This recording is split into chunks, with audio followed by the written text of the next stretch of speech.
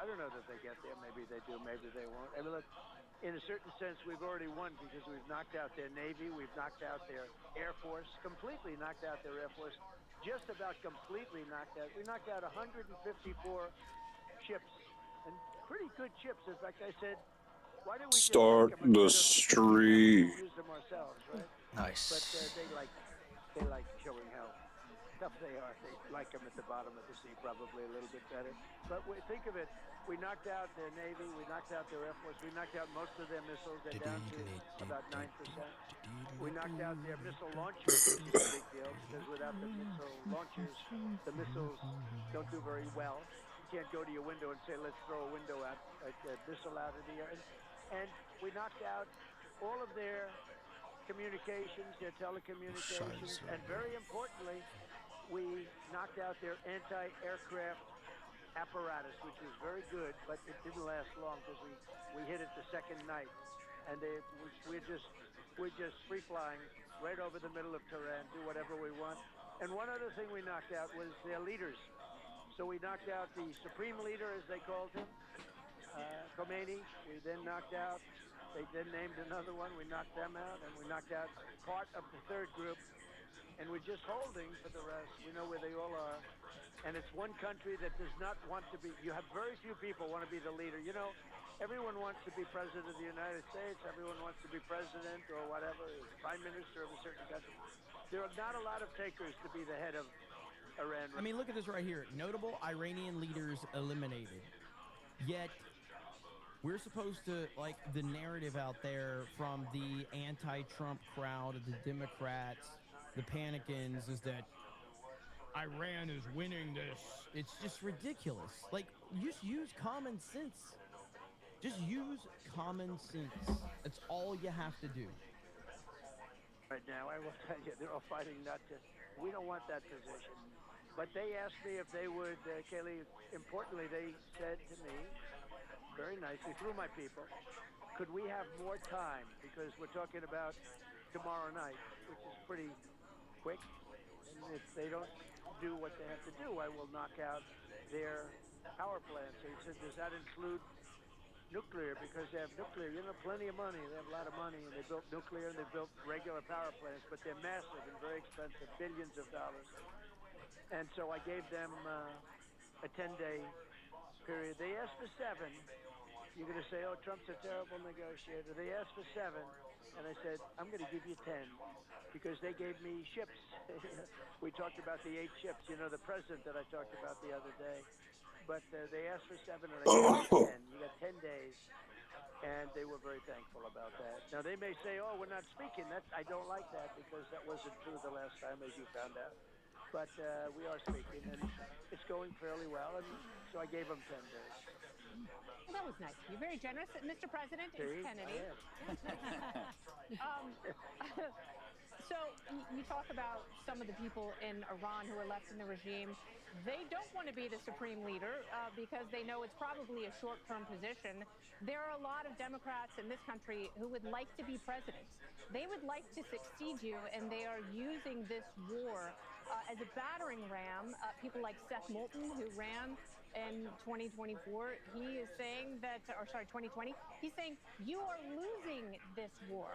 And my question for you, in terms of people who may be giving you pushback on the Democrat side, and even some within your own party, what does winning this war look like? Well, we've already won the war. Militarily, we've totally won the war. We even knocked out all their they call them mine droppers. They drop. How'd you like to have a country that has 22 ships that do nothing but drop mines in the water? You know you're off to a bad start when you hear that. Now, a guy like Moulton, I don't know who he is. I don't think I ever met him, but he's a loser. I mean, I watch him on television. He's a total loser. And they use this. I watch poor Chuck. I mean, Chuck Schumer is good. I don't know who he is, but he's a total loser. That's the most Trump thing ever. I don't know who he is, but he's a total loser. Great Palestinian, represents the Palestinian nation right now. He's no longer Jewish, I guess. What he's done to the Jewish people is incredible. They hate him. But remember this. They are good at one thing, sticking together. They have horrible policy, and they lie. And they did everything they could to beat me. I won 3 times. Unfortunately, the election was rigged the second time, and everybody knows it. And now all the proof is coming out. It's coming out loud and clear. We won by millions of votes the second time. But I don't talk about it. I go on to the let's do it again. If I didn't think I won the second time, I knew I won by a lot. I wouldn't have run the third time because that's like the ultimate poll. But I knew how well we did the second time. But the third time we made it too big to rig. So for those people that say the level of popularity, CNN, your friends at CNN, fake news CNN, one of the worst networks you'll ever see, one of the most dishonest, disgusting groups of people. But what happened is they did a poll, and the poll came out yesterday, day before. And is Trump losing MAGA support? The poll was 100%. And their pollster, he's got a lot of energy, and he's pretty good. He probably won't have a job very long. But Bro, Trump loved it when there was a poll that said he has 100% support. Trump's going to reference that shit for the rest of his run. I mean, he will never stop referencing that one right there. but he said, whoa, whoa. It was 100% of the people, the MAGA people, and which is mostly, I think MAGA is almost the whole Republican Party. You want to know the truth? Almost everybody endorsed wins. Almost every single person that I endorse wins. And Kaylee knows that better than anybody. She was witness to it for a long time. And she's doing a good job, by the way. But almost everybody. So they did a... I think she's sitting here wondering. I don't know what the relationship with Trump and McEnany is like now. Obviously, she used to be his White House press secretary. She kind of turned on Trump because she went DeSantis. She went Team DeSantis. I'm wondering if she's sitting there going, I hope he doesn't put me on blast. Now, maybe they're good, and if they're good, Trump's not worried about it. He doesn't retroactively worry about stuff when things have been hashed out. But I'm wondering if she's going, uh-oh. Poll at CNN 2 days ago, and I think you probably saw it. Maybe you put it on, but it was 100% support. So it's wrong. We have people that are weak or stupid or low IQ people that don't mind having Iran have a nuclear weapon. The MAGA people are smart. Now, that doesn't mean they want us over there for, like Bush, for years. Just for years. I always said, don't go into Iraq. But if you do, keep the oil. Well, we are a very powerful military. We're the most powerful military nation in the world, and we did a big number on them. And our people like it because they don't want to see us 100%, think of it, 100% in a CNN poll. A CNN poll, which are the worst polls, almost as bad as Fox polls. I hate Fox polls. Honestly, whoever does your polls, they're terrible. Rupert Murdoch has promised me for years he's going to get rid of your pollster, but he doesn't do it. I don't get it. But your Fox polls are terrible. But the pollsters that are good have me leading by a lot and leading every candidate if I'd love to run. Some things you can't do in life, I guess. Not allowed to do. But we're very popular. I mean, what can I say? MAGA loves the fact that they're not going to have somebody with a nuclear bomb over their head. MAGA loves the fact, like in Venezuela, everyone said, oh, this is going to be very unpopular.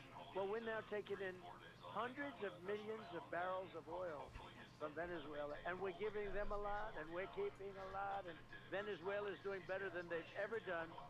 We had 100 million barrels of oil in the first week. We more than paid for the entire attack in fact, we made it probably 4 or 5 times more than the cost of that attack. But it showed the military power. I mean, the war was over in 45 minutes.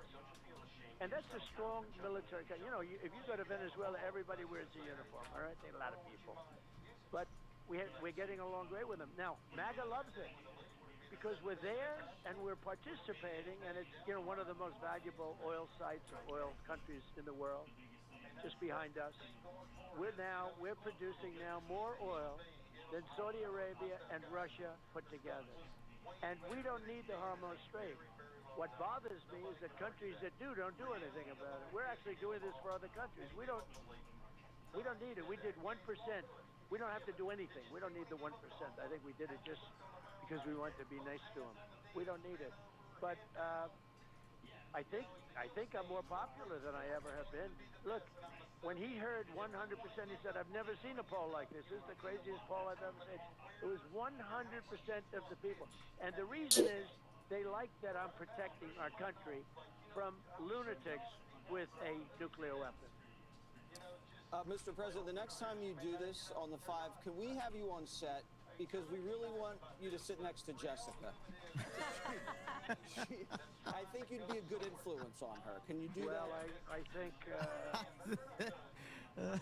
Notice Jessica's not on the panel today. I watch Jessica, and I'm not a fan. And she uses fake numbers. She'll give... Well, he's only polling 42%. It's not right. Polling very high, actually. Polls are just like... I hate people that use fake polls because polls are just like bad journalists.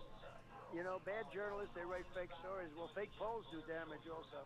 But that's the thing. I'm sure I'd like her. I'm sure she's a lovely person. Yeah, she's a lovely person. She really misses the fact that she's not here. I get it. We're working on her. Don't worry. Now tell me, did she not want to do it, or did you kick her off? We didn't kick her off. She had a previous schedule that she couldn't change. But let me ask you about Iran. You kind of suggested that we'd knocked out Ayatollah Jr. Have we? And did the CIA tell you that Ayatollah Here we go. Jr.'s gay?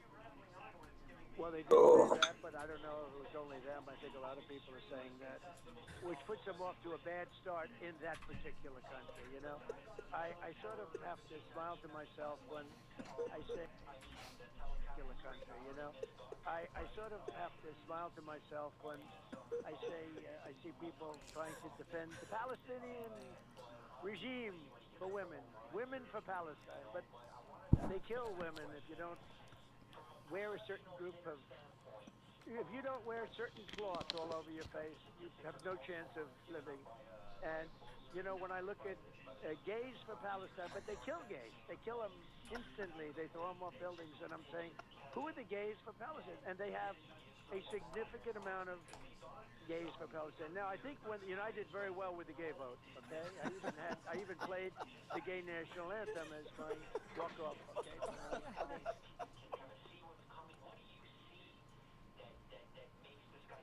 Oh no. Trump. Gays for Palestine. Now, I think I did very well with the gay vote, okay? I even played the gay national anthem as my walk-off, okay, for my campaign. And I think it probably helped me, but I did great. No Republicans ever gotten the gay vote like I did, and I'm very proud of it. I think it's great.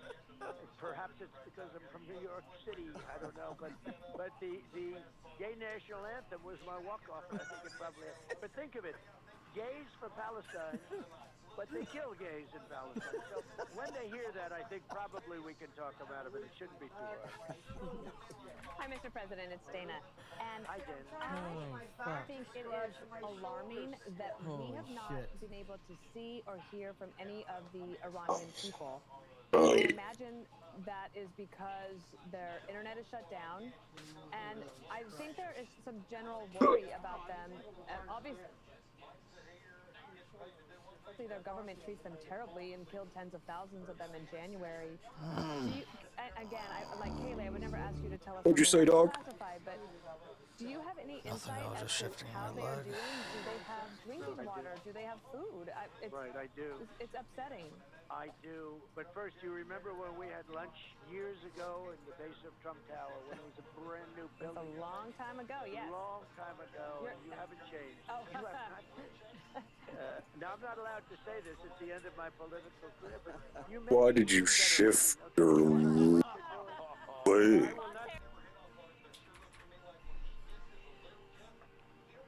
So I leave it on one spot, it's gonna get fucking... When it was a brand new building. A long time ago, yes. A long time ago, and you haven't changed. You have not changed. Now, I'm not allowed to say this. It's the end of my political career, but you may be even better looking. Okay, I don't know what you're doing. I got a plan, dog.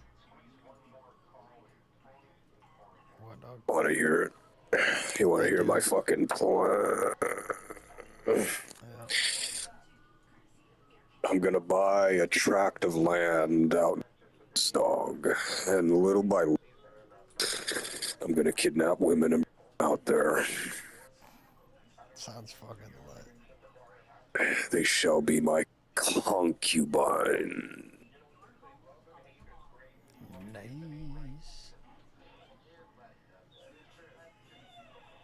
They will resist at first, but they will eventually learn.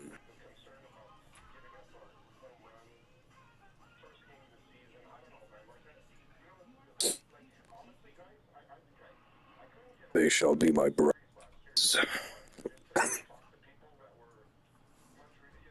Sounds fucking lit.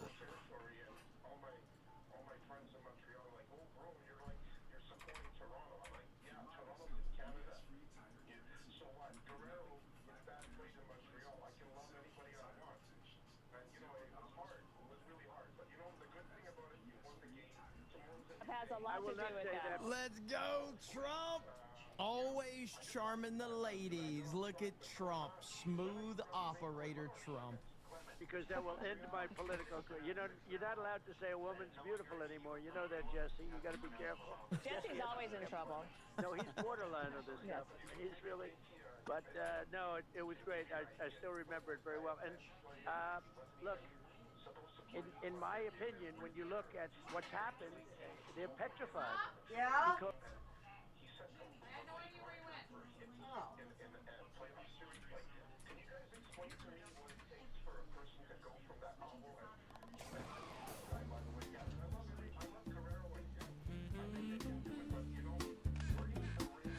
Johnson, you all right? Did you ever hear the legend of Darth Saxius the Smooth?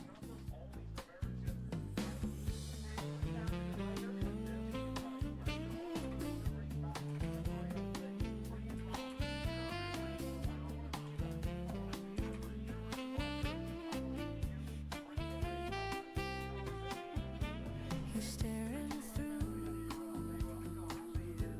the viewport now. The galaxy is settled down. No more mind games, no more slow plays. His master plan is history.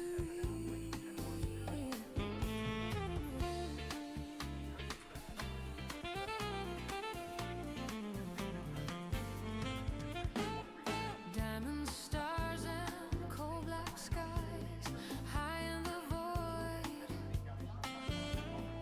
Heaven help him when he calls. Imperial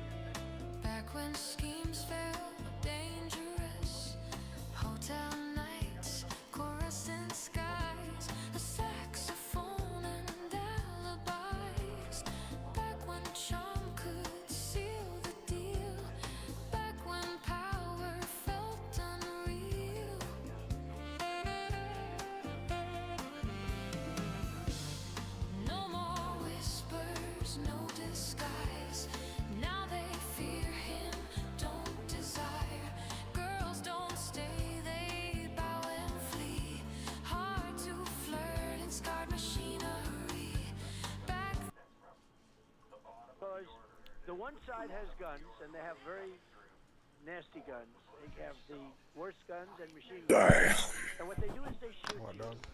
And the people are brave, but they're not brave when they see people going down left and right.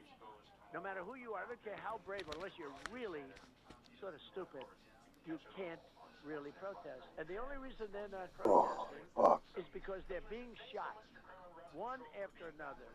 And they're doing it with snipers, where they have snipers in buildings. Not that they have to be snipers because they have, free range. But it started with the women. You remember Dog, about I a year know a ago we had sport you can still play, 250,000 dog. women?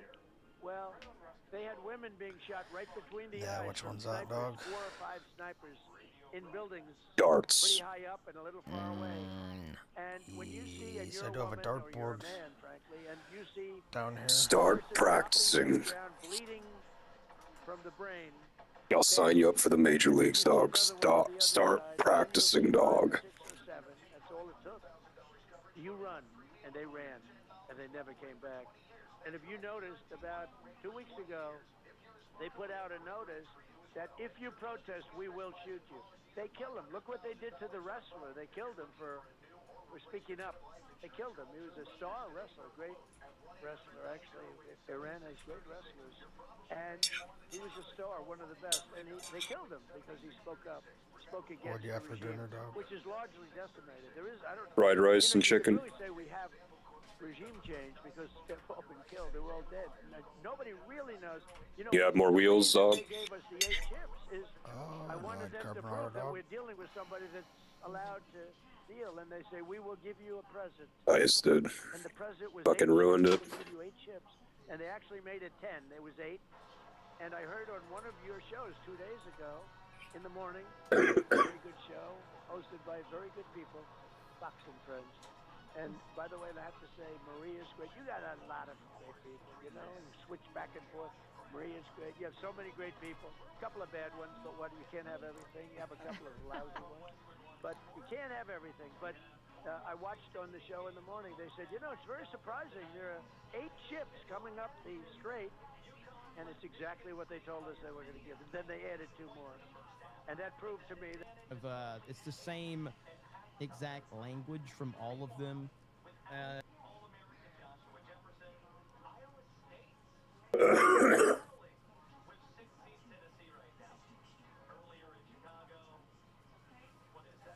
They should vote on the filibuster. They should prove everything, and they should all. Hi, it's Dana again. So I have a kind of a pop culture question for you. So I'm new to New York. Whoa! And there's all of these young people across America are watching Love Story, which is the story of JFK Jr. and Carolyn Bessette. And I'm curious, did you know JFK Jr. and do you have any nostalgia for the 90s? So, a little bit, but actually I love the 80s a little more than the 90s. The 90s I was fighting hard. We were in sort of a depression, countrywide depression. And depressions aren't great when you're in the real estate business, but I did great in it. I did well. I always made money. I made money in good times and bad times, but it was it was a sort of a nasty time economically a lot of the nights. But I actually knew him and liked him, and he liked me, believe it or not. He actually put me on the cover of his magazine, George.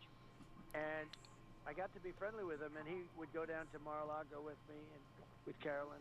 It was a How many keys? going to sell that magazine, which was, a little Right bit now, of an anchor. It 73, didn't work out too 86. well. It was okay, but it was fine. God Today, magazines are damn. really too well, but in those days, they'd be all right. It was all right, but it wasn't good, and wasn't good for him. His mother didn't want. He wanted to be a Broadway actor more than any other thing. He wanted to be a Broadway. I knew him very well, actually. He liked me. Can you believe it? He liked me, and I liked him. Let me tell you, he's a very handsome guy. I think it's time I tried that birthday cake. Hershey's chocolate. Oh. He told me, and nobody Yeah, would have dog. beaten him, and he probably would have ended up being president. Yeah. Because he had a lot of good things. He was What else he gonna was be? sort I of have a no great fucking guy. clue. I knew them both pretty well. I knew him much better. They would go down to Mar-a-Lago together, And they had Got a the very sprinkles interesting inside of it. relationship. They would bicker. I want to be nice. They would bicker together. They would, in other words, have little fights. Damn, that smells And then pretty they'd make strong. up and start kissing It wildly. smells like a fucking birthday cake. It was one of those relationships, and you never know how those relationships are going to turn out. Frankly, I've seen them go on for years, and I've seen them go on for about 2 days before they broke up. But they would bicker like few people I've ever seen. But you know, the bottom line is, and every Pretty good. woman loved him. He was a truly good-looking guy that was a nice guy, and I think he would have been the senator easily. I mean, easily. And he's going to run for the Senate in New York, and I think he would have gone on perhaps to be the president. Well, someone who's a little less charming than JFK Jr., God rest his soul, Jimmy Kimmel.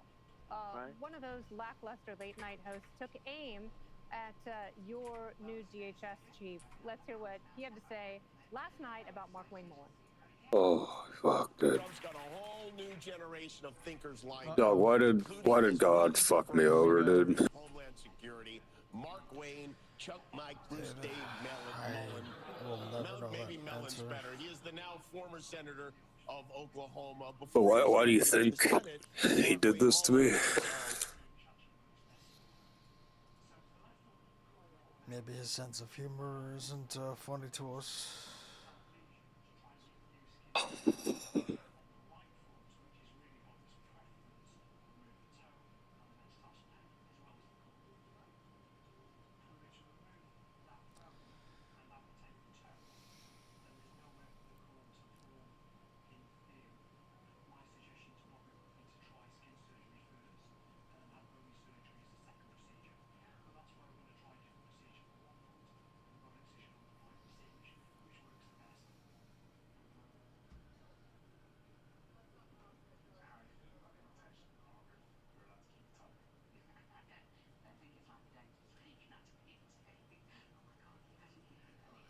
This dude going to jail for a long time.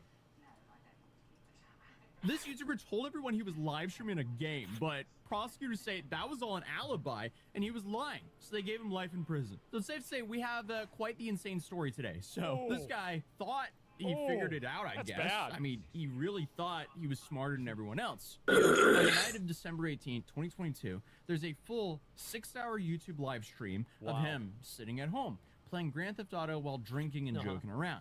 At one point, he even tells viewers, "I'm not leaving the house tonight." And somehow He's not leaving the house tonight.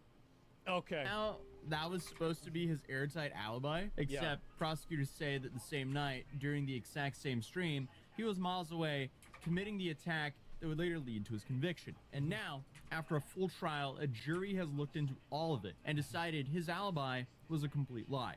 So, Stephen McCullough, also known online as Vote Saxon07, has been found guilty in Belfast Crown Court. And when the verdict was read, people cheered. Some were crying, and it was one of those moments where you could actually feel how long all this has been building. Because this case was just so unbelievably strange, and it was all backed by such a reckless plan. But I guess to understand why this hit so hard, you kind of have to understand what this was all about. So, Natalie McNally, she was 32 years old. She was about 15 weeks pregnant.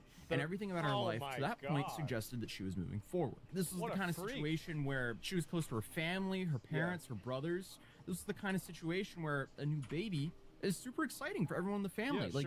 There was a future being built here. Right. And Steven was supposed to be a part of that picture. But the two had met just months earlier. And things moved quickly, and when she told him that she was pregnant, the messages shown in court made it seem like he was on board. As he was calling the baby Little Squish. So I guess on the surface... Little Squish?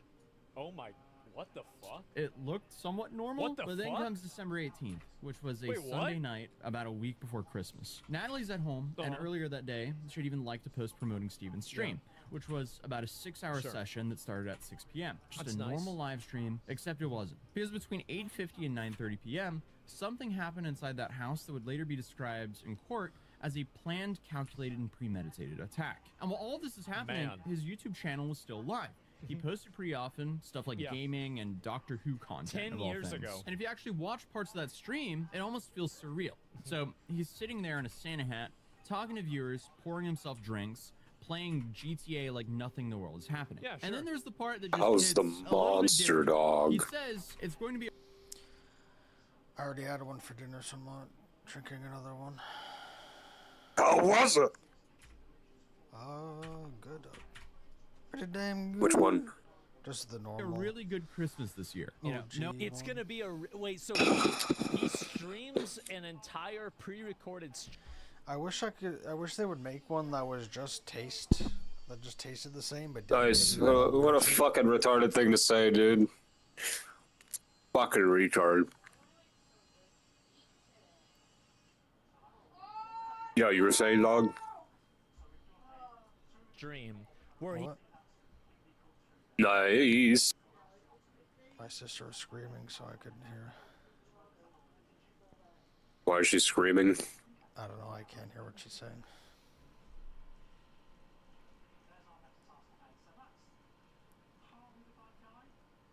he says it's gonna be a really good Christmas this year, and then he goes out to murder somebody while the stream. Spill the coffee, dog. Knowing that he pre-recorded this to go do what he was about to Who's do. this guy? The next morning, Congrats, dog. Are you proud of yourself? Is the one who calls it in, and he presents himself as the grieving boyfriend. And I hate to say it, but for a moment, it actually worked because when police look at him, there's this 6-hour video sitting right there. Yeah, he was a there. full timeline at his home, but that's where things start getting really weird. Well, how'd It they does find out it seem a wasn't little him? bit too convenient. Like, a pregnant woman is just attacked in her home, and her boyfriend just happens to have a full 6-hour video of himself online at the exact time. Like, it would make more sense I don't if think that'd be that crazy if the guy streams every day, but yeah. he was one of those daily streamers, but if he just streamed here and there, I don't know. It's hard to really know because his page has been nuked on YouTube, so Ooh, yeah. I wonder There were why. posts going around breaking down the timeline, trying to make sense of it. Yeah. People pointed out how earlier that same day, Natalie had interacted with a post promoting the stream, but the more you looked, the more things just didn't really sit right. So for starters, the way the stream was set up, right at the beginning, he tells viewers there's a technical issue and that he won't be interacting with the chat. So chat amongst yourselves, he said. How convenient. Because this streaming software is kind of up the left, it means I can't check the live chat, which is a real shame. So by all means, talk amongst yourselves. Of course. I could use my phone to dip in every now and again and check it, but phone's away. Can't look at the live chat for some bloody reason, because if I do, it makes the whole thing freeze and OBS just screws up. I guess you can say that's the first red flag, because if you've ever watched a live stream, you already know. I mean, you know he's gonna respond to chat.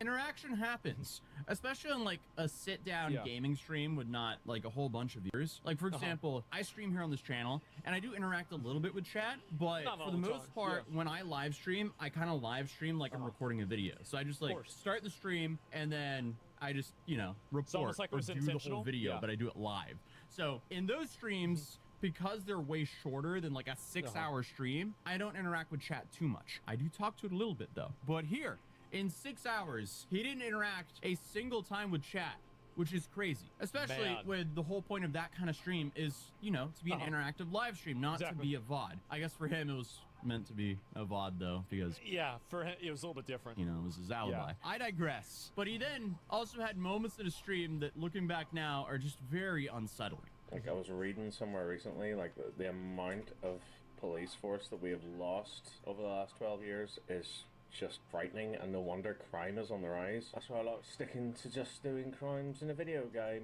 because I'm a bit of a sadistic, I suppose. But then again, crimes in a video game, because I'm a bit of a sadistic, I suppose. But then again, it is a video game, you know. So like, it's got real world consequences. So who gives a? I need to kill this.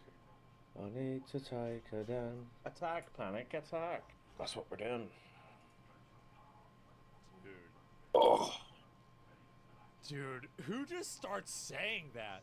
What a more, it was obvious. It was. Yeah. Oh my God. Can you imagine? Like, one of the good things about us being a police officer is most of the people that you go after to capture are just so stupid they just self-report themselves. It's like, you ever seen like those videos where a guy just holds out a net and then a fish jumps out of the water and then just jumps in the net? I feel like there's a lot of times probably police officers have that happen. It's like, well, how did you know I shot her if I hid the gun? In the toilet. Go check the toilet. Was there a gun in there? Yeah. Got him.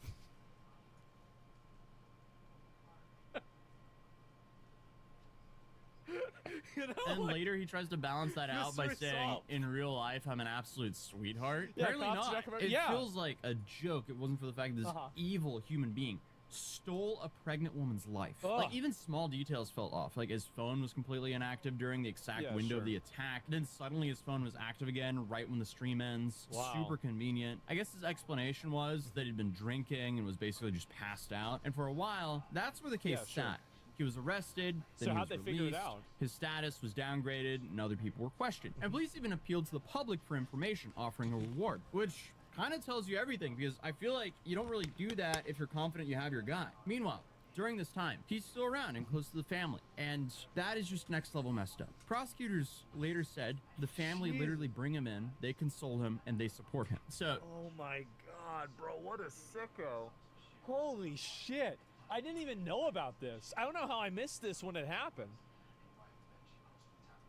I've been a bounty hunter. I was a bounty hunter for almost a decade. So many people posted their exact location and all their future plans over social media. Yeah, it's like, the thing is that a lot of the people that do crimes are just really dumb. They're really dumb, and so it's easy to get them. to number one, do that to begin with, and then number two, still console and be there for the family. Like, it's just, there's so many layers of how messed up this is. Sick. But thankfully, when you upload videos, there's metadata and timestamps and file history and encoding details. So I guess when the cybercrime unit started digging into that live stream, they found that video wasn't live at all. That video was actually recorded days earlier on December 14th. It was saved as a file, then uploaded and played back later to look like it was happening in real time, which means that entire 6-hour alibi was fake. And once you know that, everything about this weird stream suddenly makes way more sense. So, in court, prosecutor Charles McCraner, he said his claims that between 6 p.m. and midnight that he was going live was complete fabrication. And at that point, the entire case flips, because when you need a fake alibi, chances are you probably were doing something that you weren't supposed to do. So police bring him back in, and at first, he tries to hold on to it, even after being confronted with the evidence. He reportedly says that it's literally impossible the stream wasn't live, which at that point just sounds like desperation, because he just doesn't want to accept the fact that he did what he did. And See, now, what he should have done is he should have just 100% said it was live, it was live, it was live, it was live, it was live, and never give up on that. Never give up on it, and just hope that you can get enough people in the jury that are so stupid, and the people prosecuting you will be so dumb they won't be able to understand the nuances of playing a video. Like, yes, that he did that? Apparently not. he's going to get the consequences for doing what he did. But also, I mean, if he went and did that because he got a girl pregnant, clearly he doesn't even own his own actions. He is literally just a man-child, which makes this so depressing because, I mean, dude essentially got something that so many people dream of and decided to just destroy 3 lives just like that. It's sad. It's well, the thing is that you have to keep in mind that the people that think like this are like functional animals. You can't look at them from the perspective of like the way that you look at yourself making a decision, or you look at some a low-level MMA fighter and a plumber. That's right. We have a plumber protecting us from terrorism now. What do you think about those comments? Well, I've watched this guy. He's a loser. He gets no ratings, none. He's got no talent. He's got Trump derangement syndrome. I mean, whenever I watch, I just can't believe that he's even on the air. He shouldn't be on the air. You know, in the old days when you didn't have good ratings or you didn't have any ratings practically, you get fired. He should be canned. Mark Wayne is fantastic. He became very successful. He took over a small company from his parents, and he made it very, very successful. Made money. He was also a very good fighter. Very, very good fighter. I never heard low level. You're building it wrong. Guys, these are rough cookies, and if you fight, and he had a good record. He had a very good record in fighting. But that's unimportant. But he is. Those structural supports won't hold the fucking weight, dog. You gotta shift it down at least 10 blocks. Smart guy. He's got a great way. Everybody loves him. He got a couple of Democrat votes, which is shocking nowadays, right? But everybody loves him, and I think he's going to do a fantastic job. He's got a great way about him, and people respect him a lot. Mr. President, could I ask, where are you right now? I know that may be a weird question. Are you in the Oval Office? I'm in the Oval Office. I'm usually there waiting for a call. How are we doing on Iran? how we doing in Venezuela, how we doing in all different things, all different aspects. I cover a lot of different topics. No, I love the Oval Office. It's the greatest office anywhere in the world. You know, I have people come in, the biggest people in the world, presidents and prime ministers and the biggest business people, and they walk into the office and you really are at an advantage because they are so freaked out by the Oval Office. They can't believe it. You know, that they're there. No, it's the most precious piece of real estate in the world. And we're building a ballroom. You know, they've been after one for 150 years, and we're building what will be, I think, the best anywhere in the world. It'll be unbelievable. And, you know, it's interesting. You have the preservation, essentially, this group, preservation, a group of presidents. They sue me for that. They sue me because the Trump Kennedy Center, I'm fixing it. It's in horrible shape, actually dangerous shape, with steel that's rusting and rotting, roofs that are falling in, rain is pouring. It's the worst thing you've ever seen. It's going to be incredible. They sue me, but they don't sue the guy that's billions of dollars over budget and actually destroyed the Federal Reserve Building. That's Jerome Too Late Powell. I said, did they sue him?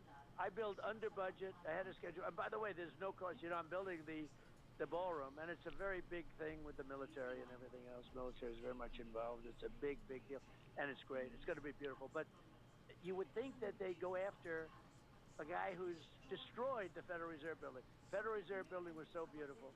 He ripped down the most beautiful part of it. I would have done that job for $25 million. That it would have been gorgeous. And I think they're going to hit the $4 billion mark for a renovation of a small little complex. It's a little complex. And I say, why aren't you suing Powell? And they don't know. They have no idea. But we're building a beautiful, I think it'll be one of the most beautiful ballrooms, maybe the most beautiful ballroom anywhere in the world. And it's very much fitting with the White House. And the White House deserves it. But presidents for 150 years wanted a ballroom. And many of you, I'm sure, were invited to big events. We have the president of China. You have France, our friend Macron, a wonderful friend, but he wasn't exactly there. He wasn't quick with the ships. When he heard we were fighting Iran, I wouldn't say he was quick to the draw. Donald, may I call you back next week? Oh, yes, I'll be back. Then they all say, no, we'll send them immediately. But I said, no, I don't need them anymore. We won. I don't need you anymore. I'd like you before we won, not after we won.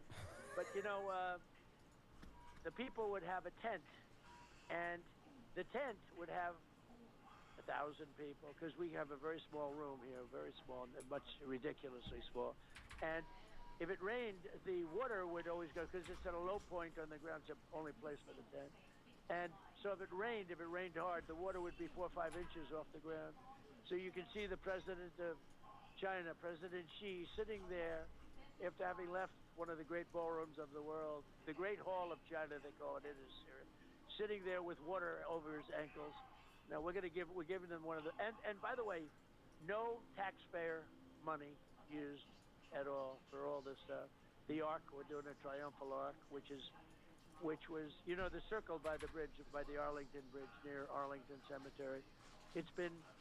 They've wanted to be built for 175 years. A thing got in the way, a little event got in the way called the Civil War. The Civil War. They were going to build it, and then they had the Civil War. And I think it was a good excuse, but we're doing that. We're getting it built. It's going to be beautiful, and we're doing a lot of good things. Could we ask you one last final question before we lose our show to Brett Baer? Yes. This comes from a very dear friend of mine. She's curious who you will be rooting for at the Masters. Well, it's such a danger. I have so many friends that are top professional golfers that they're so good. Bryson DeChambeau, Rory McIlroy. I love Tiger, but he won't be there. He'll be there, but he won't be playing in it. I have so many friends. I don't know if I think Tiger wants to play. I just don't know if he can. I don't think Tiger is confirmed if he's going to be there or not. I know Tiger said and I think that was like 2 days ago I heard Tiger say, I don't think I can play, but I'm going to try. So I don't know. Maybe there's an update that I'm not aware of, though. Such great players. They're such talented. They're long. You know, Jesse's going to be a good player. I saw Jesse hitting a ball a little while ago. Jesse's going to be okay. Not of this caliber quite, right, Jess? I'm getting there. Jesse's getting there. I need a little more time. I have 2 shows. It's hard to get out there and swing. And you haven't been playing that long. No, he's got some golf talent. But so I don't. They're just great players. So it's hard for me. If I pick somebody, I'm going to have enemies. Why can't he play? Physically, he's a shell of himself. So physically, he just probably can't. He really can't. He can't play at the highest level anymore. I'll have 10 guys that no longer speak to me. But you have great talent. These are very talented. Scotty Scheffler is amazing. Yeah, way too many surgeries. The #1 ranked player. Bryson DeChambeau on the Live Tour. In the last 2 weeks, he won both tournaments. You know, I mean, he's fantastic. So he's going in hot. Rory's hot. You got great players, a great talent. It's one of my favorite events of all time. And hers too. Anyway, thanks for taking that question. I had a feeling you would be smart I have to be enough to answer it. Right. I have to be a politician, like when they say who's going to win the Super Bowl, you know, stuff like that. So that's good. But it's a fair question. President Trump, it was a pleasure speaking with you. Thank you, Greg. Have a great evening. Thank you very much. Well, this was fun. You know who's gonna beat Voldemort in that Harry Potter show? And our country is doing I don't know if that's been announced yet, but we have the hottest country anywhere in the world. They're gonna make it a woman. They're gonna make it a woman. Dude, that'd be I'd actually respect them for that, even though that'd be the most retarded thing ever. I think we have a combination of people that would be very good. Why, dog? I think it would be hard to beat the combination. Because Voldemort is a man. I think Voldemort is an idea, dog. So apparently, Voldemort has not been cast yet. Thrown away. Thank you, Mr. President. So when it happens, I will be the first person to say good call, dude. Even though, like, it's not like the craziest call ever, but you're the first person I've heard say it. So that was very entertaining. It's gonna be a black woman. Would expect it to be. No, there's no way it's gonna be. We got VJ. But no, they can't make a bad the big bad. They can't make it a woman or a person of color. Has to be a white guy. They're gonna make him have the same hair color as Donald Trump. If they did make it a woman, they'd probably make it a very oh my god, I hate when that happens. Nice. Like an empathetic character, like you'll really identify with the character. They'd give it like a sad backstory and Yeah. like she fucking Tom Riddle, fucking killing people. She wouldn't just be like all bad. There'd be a really sweet backstory where like Harry's dad did something to him or her. Oh no, like she's or whatever. She doesn't like Muggles because they like fucking killed her family or whatever. Yeah, probably. Looks like they're giving everybody the broccoli haircut. Yeah, in the 90s, that makes no sense. Like, that haircut looks so fucking retarded, man. Dude, fucking Malfoy, even as a 10-year-old, he looked he looked like a badass at 10 years old. With all that hair and, like, the actor just looking really good for the part.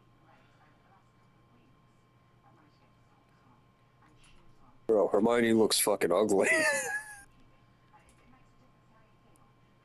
What the fuck? Her forehead isn't the same color as the rest of her. She doesn't look cute like fucking Emily Watson or whatever the fuck. She looks just like a fucking gremlin, dude.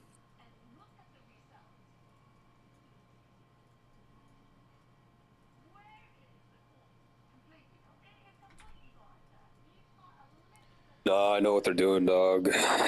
They're gonna fucking have Voldemort be trans. No, but you don't. And then she's gonna be a victim. She like, I hate all non-trans people. They fucking discriminate against me. But they can't. That's gonna be the backstory. They can't have the trans be bad though. No, but what they're gonna do is they're gonna insert a piece of backstory into Dumbledore Like a really that big makes moment. him like transphobic or racist or whatever. Trans So genocide, like he's trying to like kill all the trans wizards. yeah, so they're gonna do that twist where it's like, oh look, the good person was actually the bad person or whatever.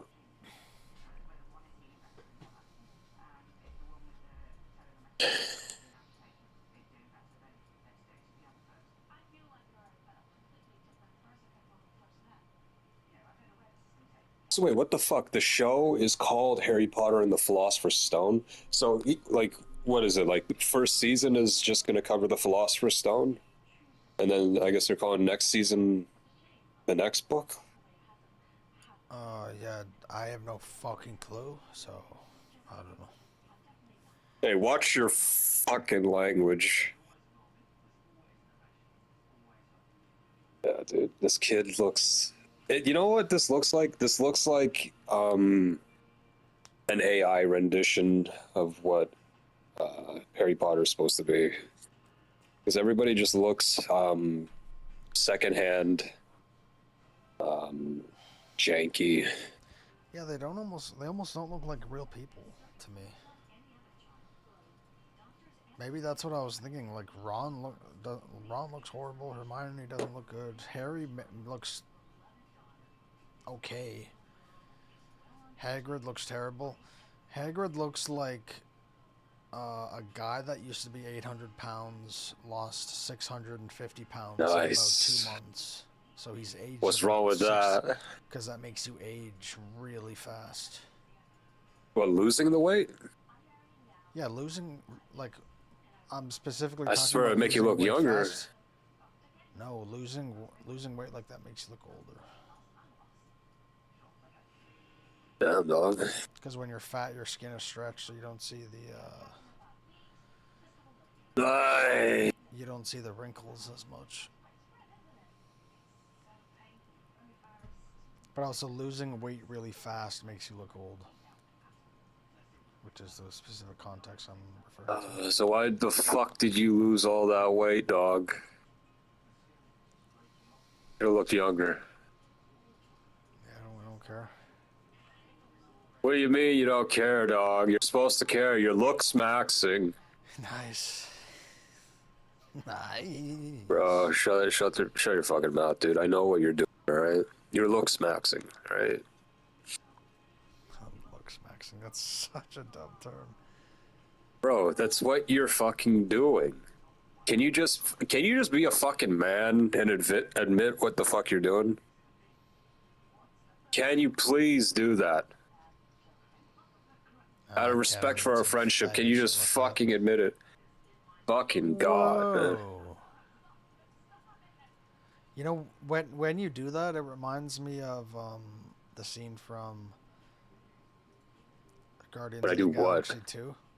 When I say something and you pretend to be offended by it, you're like, whoa. That reminds me. I am offended by it. I am offended by it. Mouth. That reminds me of the Guardians of the Galaxy 2 when Groot says something and Star-Lord. And they're like, whoa! Yeah. Lang! But like the face that Star-Lord makes specifically, that reminds me of that. Yeah, that's pretty much the face that I do, dog. Because I'm fucking taken aback by your fucking misogyny, fucking homophobia, transphobia, fucking Islamophobia bullshit, dude.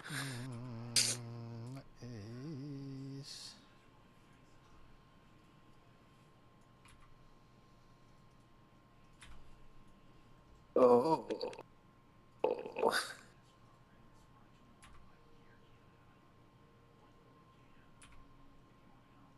Seen Candace going after Nick Shirley? I did. We covered that a little bit earlier.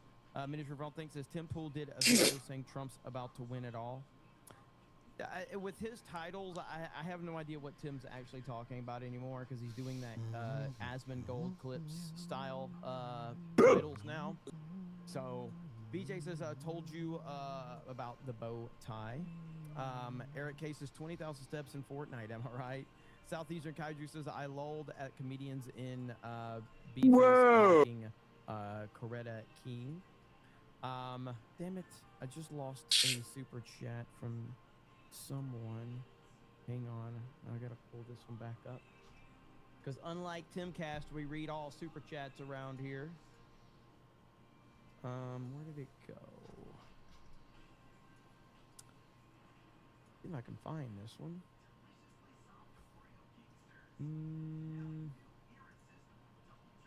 Well, I don't know where it went. Oh, there it is. Viking, it says oppression tax. Damn right. And then Twisted Clown says oppress tax. TJ says your struggle. Dark Apple says 12 years a black Snape. Mad Frog says, is that an unregistered want? Holy crap, dude. The jokes for the new Harry Potter stuff is going to be next level. Miniature Von Think says, AI Hermione make my... I don't even know what the fuck you're trying to say there. I'm not even going to try to say it because I'll say something wrong. Dragon Dance says, can that Black Snape song replace the daily intro? Jeremy's micro penis for 20 says, I don't know why Jeremy keeps sending me pics of me to chat members. No one can see me. He really needs to stop, for the love of God. Stop. Love you, Fig. $20? Fuck yeah, dude. I'll keep sending them out for $20 super chats. I don't give a damn. I'll take that all day long. More pics incoming. Vault199 says, appreciate the haters for giving Jeremy watch hours. That's right.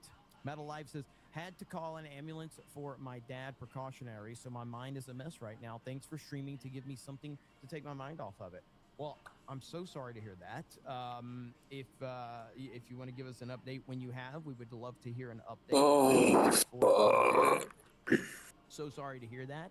So, yeah, I'm glad we can take your mind off of it for sure. So, prayers up for your dad. Hopefully everything turns out okay. Arc Light with 5 get the memberships. Thank you, Arc Light. Your Barmy says all the gays voted for me. Fentanyl Floyd says gay national anthem tax. Minister Von Think says breaking Trump signs executive order to pay TSA. Alex Arrow Cave, Dad's getting me a cripple van Tuesday. LFG. Hell yeah. Is he really signing an executive order on that? And by the way, that's awesome, Alex. Congratulations, brother. That is super, super cool, man. I'm so happy to hear that. It's McDouble says, libertarians suck tax. Southeastern Kaiju says, Gavin was born a poor black child. Kevin Spears says, just like I told my 74-year-old liberal father, yes, I have a hero worship with Trump. I admit it.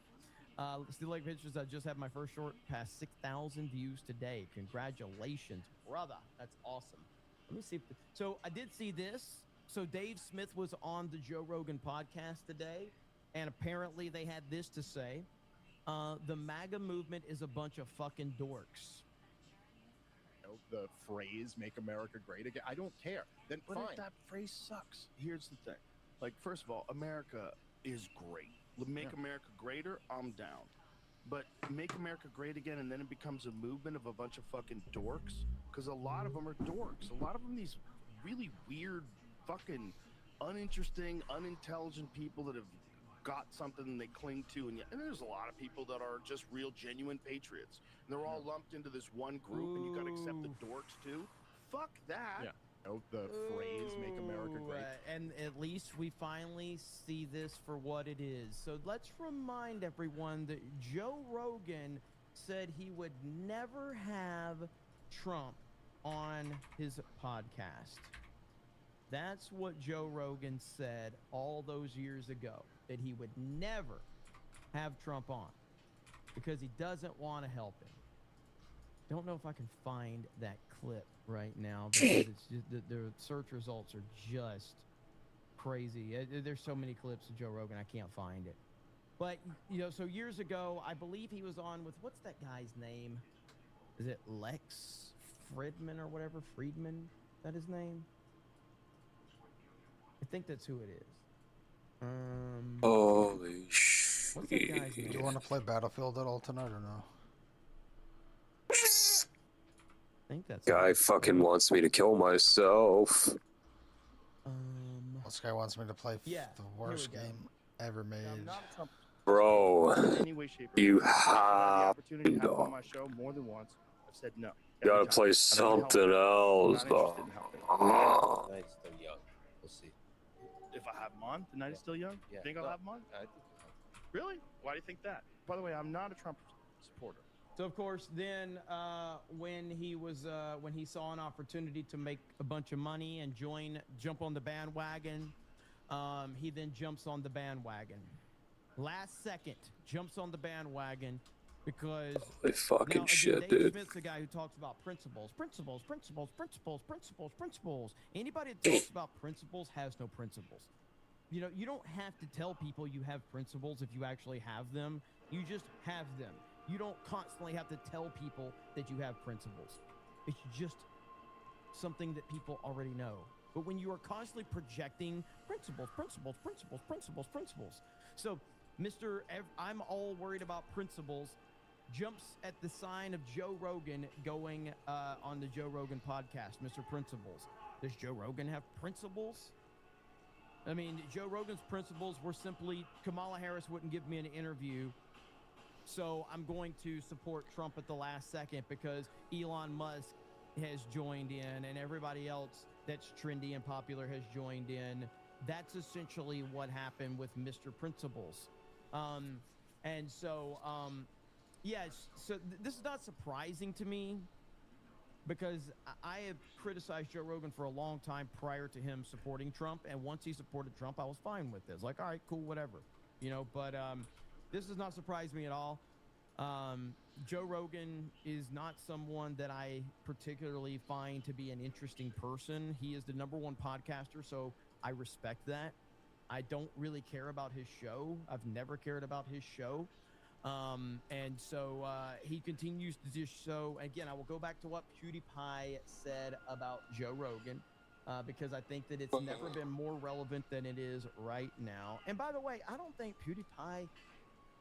think PewDiePie's a Trump guy. While I don't know that for sure, I don't believe PewDiePie is a Trump guy at all. But here we go. This is perfect right here. On Joey Joe. I don't know if you ever listened to him. Have you listened to Joe Rogan? A lot at the beginning. Yes, I don't listen to any podcasts at all. I have no horse in this race. Because I had this epiphany. I'm like, oh, he's like the biggest podcast. I never actually listened to him. So I listened to an episode. And I'm like, oh, he's actually, respectfully, very dumb.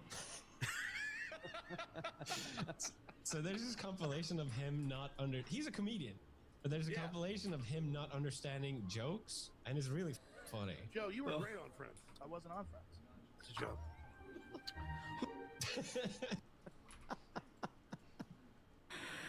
So yeah, Rogan, whatever, man. He's the biggest podcaster, whatever. People eat that shit up. Trump has always treated him with a ton of respect.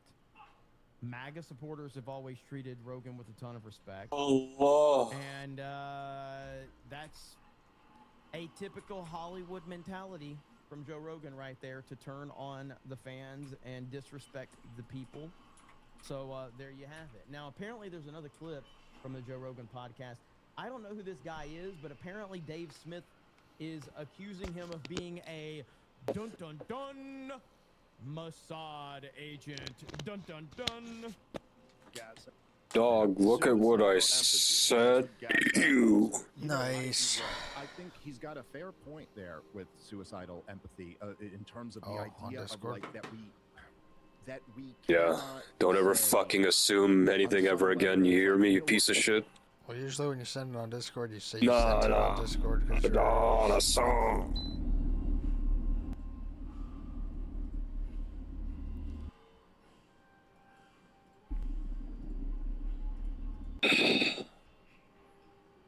See, I'm 2 seconds in. It's already better than Disney. Amazing. Amazing.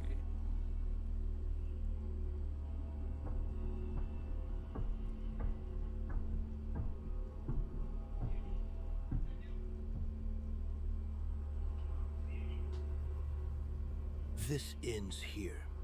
Your empire, your wars, all of it. You've hidden behind your servants long enough. We didn't come to negotiate. We came here Yo, to dog, stop why is your sister yelling? I don't know, I can't hear what she's saying. to become my servants. We're not here to join you. We are no longer Jedi. But that Dog, you can make your own Star Wars movies, dog. You just gotta get the AI to work for you. You did not come here by choice. You think you summoned us? I did. Then you miscalculated. We do not come here to be tested. We come to end things. Every being who has stood where you stand believed the same lie, that they were still deciding. Choice is loud. Belonging is quiet. You already belong here. Enough.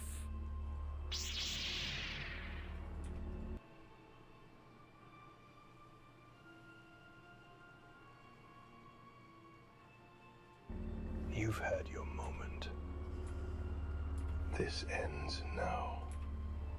One way or another.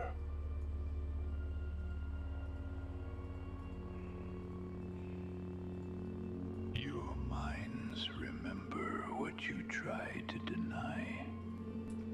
You stepped onto this path long ago. What is this supposed to be about? What is this? Every choice you made led here.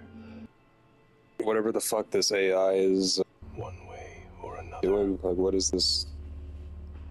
I'll pay attention. What?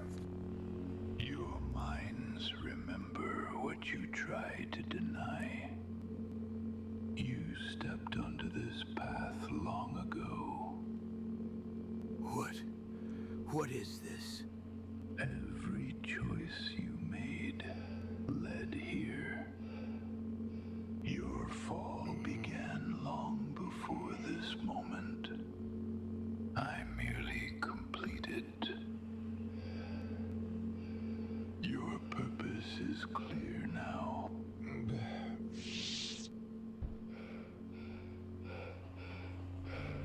Your anger was loud. That made it easy. Whatever this is, it won't hold. It already does. I have broken thousands of minds. Yours is disciplined. I will not shatter you. I will complete you. Every choice you made.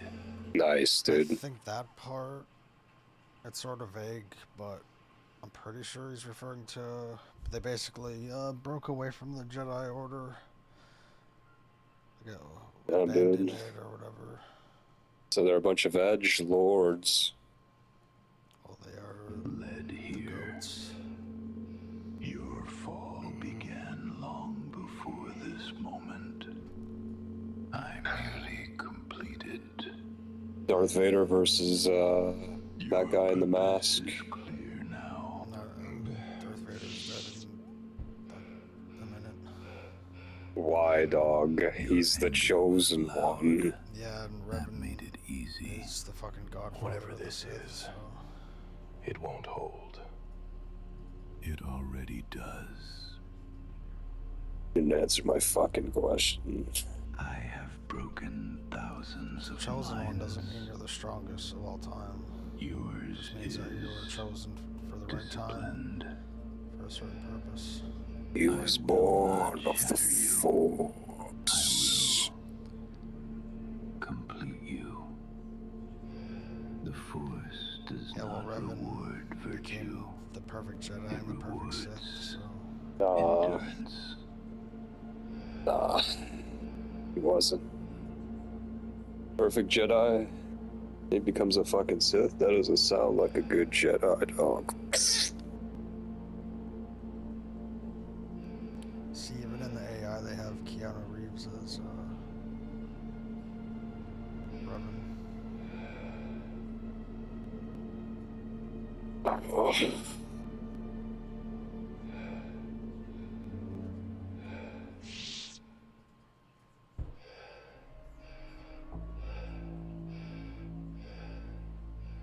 They kind of made Vishy look like formidable. Palpatine. You are strong in the Force. That is why you will serve me well.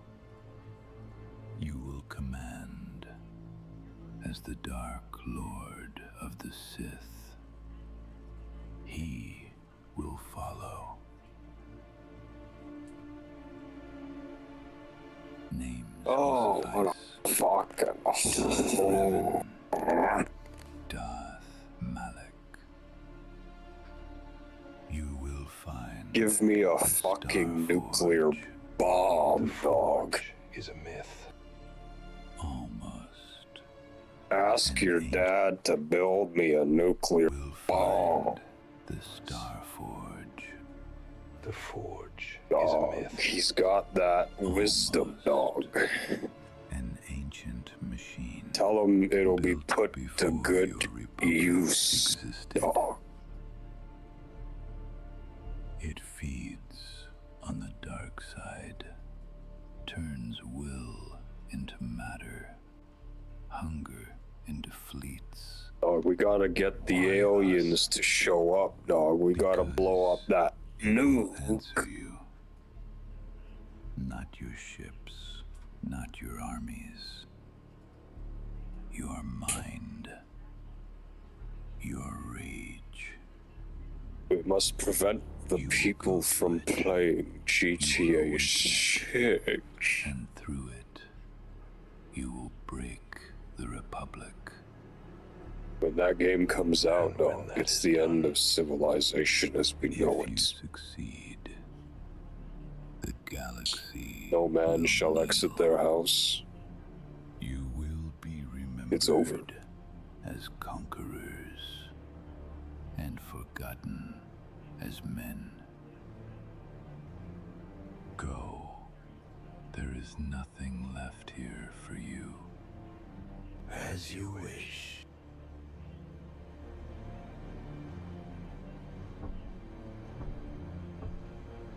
Yeah, someone made a good point. So someone asked us, does Disney hate money? A 3-movie series of this, basically. And then you can create countless spin-offs.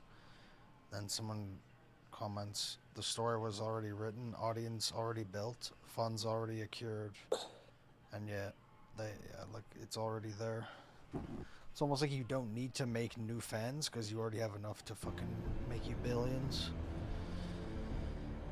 So what, they're just gonna sit on the Disney thing for, not the, what the fuck am I saying? They're gonna sit on Star Wars forever, not do anything with it? Well, it's not that they won't do anything with it, they won't do anything good with it. Well, they're putting out that new Maul animated movie, or... Yeah, that's like the fucking scraps of what the universe could be. What would you do if they, I don't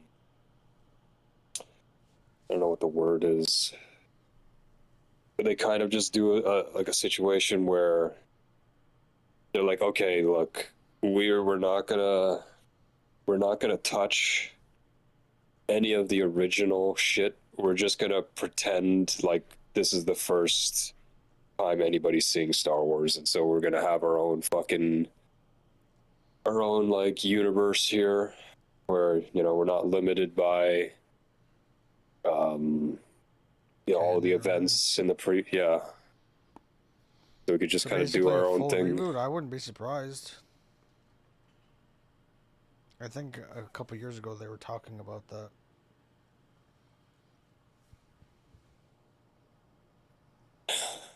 I feel like everything they're doing is orbiting previous movies, and it's not going well for.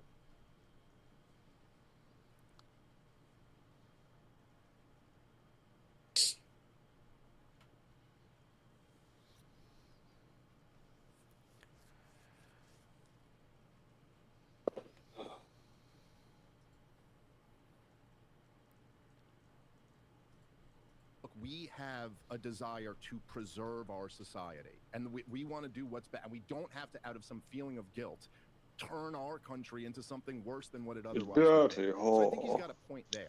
I think, and look, I'm not a big fan of Gad. He literally just him. Don't you want to see something new, dog? Just trash me all the time and refuse to engage on a single thing I've said. So like, Nazi Germany was quote unquote new. He Doesn't calls mean me it was good. Wikipedia Dave on Twitter. What the fuck are you talking about, dog? You're fucking you get all fucking cheerful when we talk about Nazi Germany, dog. You love Nazi Germany. I have a different relationship with him than you do. Well, that's true, and I'm a big critic of Israel, and he's a Mossad agent. Fucking built a goddamn killing machine out of Lego. What the fuck are you on about? I guess you would say he's not currently. Retired. Like I used to. You love the Germans, dog. They don't represent them anymore. Yeah, I think it's a little bit different with the Mossad thing. But I also think that But like but it's new. That logic. To be fair, I'll he never has understand been to a few it. of the meetings, so. I'm just saying, he has been to a few of the meetings. Is that You'll never understand it, dog. Yeah. What kind of retardation syndrome is that, dog? You don't understand it a bit, dog? I'm not saying Islam is all peaceful and there are no problems in the Islamic world or anything like that. In fact, I don't think any religion how it is being truly new means that it's automatically been good or something peaceful. that I should accept. You know, for guys like Sam Harris, who these kind of like pretend intellectuals who have spent his entire career talking about how violent and irrational the Muslims are, and how you can't even draw a cartoon of Muhammad, or Muslims will want to do violent stuff. And like, hey, fair enough, that's bullshit, and we should all say, like, if you want to be over here in the West, our values are free speech, and you cannot kill people for cartoons. But then, like, none of them ever also go, hey, you know, murdering an Ayatollah might be dangerous. During Ramadan. Yeah. Like, that is, you know, that is not just a political figure to Shiite Muslims. That is so at the same time, it's like, okay, I'm fine with saying, okay, you don't want to have suicidal empathy. Empathy. Dog, can I ask for some advice? Sure, dog.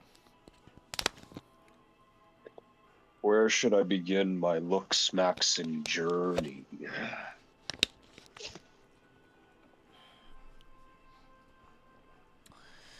I don't know. How do I look smacks the best? Bro, come on now. 6'3", fucking blonde hair, blue eyed person. You're not gonna fucking help me look smacks, dog. Fuck you, bro. Fucking gave you those fucking kettlebells. This is how you fucking repay me, dog. Fucking help you get that fucking bench. Maybe when I take You some meth, fucking I'll be piece able of to shit. tell you.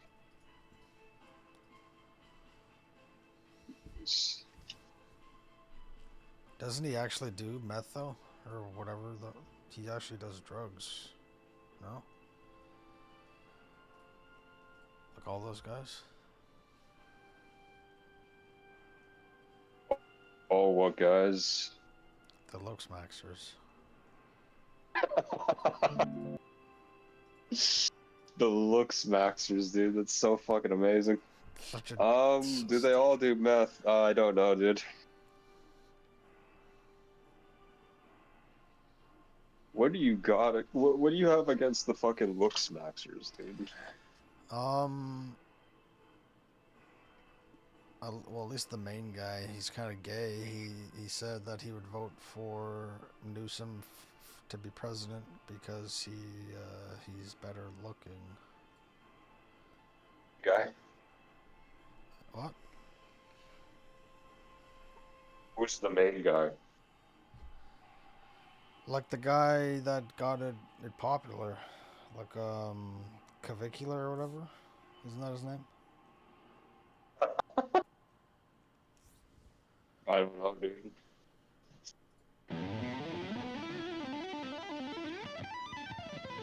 Oh.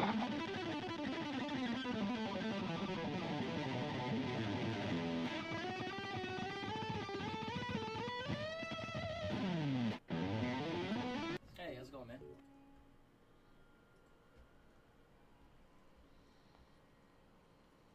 Has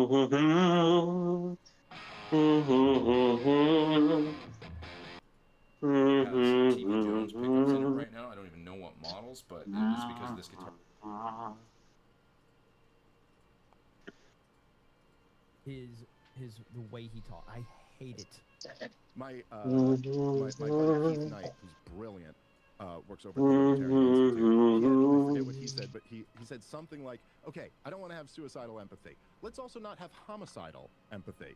You know? And so, like, maybe it also is, like, as we were tying into that whole... Why do these people get off on trying, like, they pretend to care about, like, all of this stuff going on in foreign countries? They just pretend to care. While you're sitting Let's see if I could steal some more dumbbells tomorrow. With all of the freedom in the world. And you're worried about virtue signaling about some shit, the place you've Dog, never been, you the should places steal you some don't care stuff about. for me, dog. It's all it is a big giant virtue signal. Dude, I literally fucking told you there's a fucking calf machine He doesn't care. that he's willing to give Now, for what he does fucking care about free. is that there's monetary value. This but I fucking gotta piece of buy shit doesn't fucking... weights. I gotta go buy plates. I gotta fucking put that somewhere, dog. That's the bottom line. Conversation with This guy will buy 50,000 pounds worth of Lego, but he's not gonna fucking buy something that can help his body, dude. This guy's literally in fucking pain every day, but he doesn't want to fucking buy some shit that'll help him grow his calf muscles, dude. Because we're Americans, we can't gotta care buy about what fucking goes on in weights, foreign man. countries. You can Shit's care AIDS. about it. Take your ass over there and get some first-hand knowledge.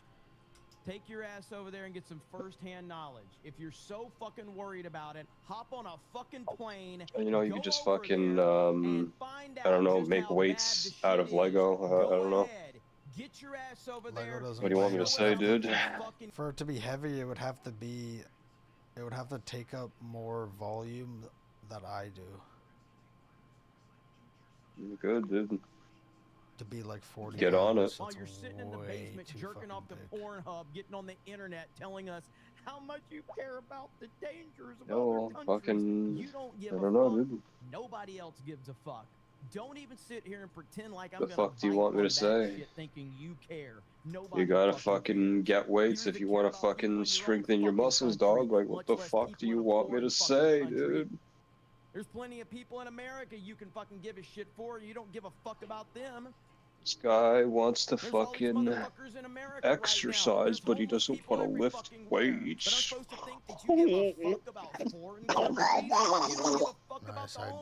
fucking retard. When you're driving your car and you see a homeless motherfucker walking Yo, up and dog, down the there's sidewalk, some, do you know what yo, you do? there's some The same fucking retard thing I do. Lock that my I know fucking in real door. life Because I that don't know if you're a crazy he complains about his back hurting, right? And specifically, like, he wants to, like, fucking strengthen his calf muscles. But, you know, when I fucking tell him that I have a free fucking machine, this guy's like, nah, no, I don't want it. Can you explain that level of fucking autism retardation to me? Like this cocksucker right here, Dave Smith. How much you think he's worth? Of all the fucking people in the United States that are suffering right now, but Dave Smith wants to tell How much you is it worth? how much I care about foreign countries and the things that are happening. It's probably well over $100 easily. Pretend that you do, because you don't. And that's fine. I'm not saying you should. What I'm saying And it's a fucking, it's a 1-inch peg. I think that you... So you like anything with a 1-inch hole, anything that has like a 1-inch hole, or fucking hell, you could tie shit on it. You stand up on your fucking soapbox and pretend. I don't fucking know, dude. I don't know. People every fucking day Do what you want, that alright? need your help Do what you right fucking here, want. People that you can help. right here in this country, and you don't give a fuck about them either. And nobody else does. But I'm supposed to think Go that you care fucking about buy foreign people a fucking suffering. escort and have her like basically sit on your tailbone while you do calf Having all these people presses. get in and continuing Okay. the war on terrorism and slaughtering people in these numbers must be the most insane combination. Yeah, this guy's a clown. Absolutely. Because I don't know, dog.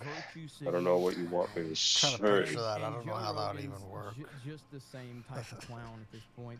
All these guys are pathetic. They really are. But hey, they're making a ton of money online, so more power to them, I guess, right? They're smarter than I am. Let's see here. Fantastic Snook says Harry Potter and the Half-Blooded N-Word. VJ says People often have trouble understanding my genius, so don't worry. Field says Sabaton. What up, Kate? Mudkip says Alex Jones trashed Joe Rogan, proven right again. Alex Jones trashed Joe Rogan? When? Talking about the thing he said on Tim Pool? I don't think he was trashing him. I think he was Supposed to work out today, but considering I didn't really get any sleep last night, and it's already too late, and I'm fucking tired. I think it's best if I don't fucking do it. Dave Smith and these dumbass 12. libertarians jump onto MAGA. No, I'm not doing it. What would you do? No, fucking way. To stay with you. It's a pretty big day. It's legs, back, and shoulders. All right, there we go. I was gonna say maybe do like That's a not couple as bad sets as of some bench. them, all right? It's not as bad as some of them. Thank you. Saturday and Sunday are my rest and accessory days, so I'm just gonna probably do it tomorrow. Had to say it a lot slower. Punctuation. Keep sentences simple for Jeremy. Thank you. Simple Jeremy. Simple Jeremy. Okay. Simple as that. Yeah, I don't know what's going on with time, but it seems to be fucking me. Like fucking me over. Dude, every day it seems like it's already Friday. That's how fast weeks are going by now. Yeah. All right, here we go, right here. Okay. Bro, man, life is a mystery, dude. Super chats, okay? Right here.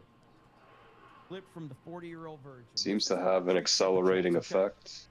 First of all, you throwing too many. Dude, our 20s are basically done. Right? They're done. I'm gonna take him as disrespect. Watch your mouth and help me with the sale. Okay.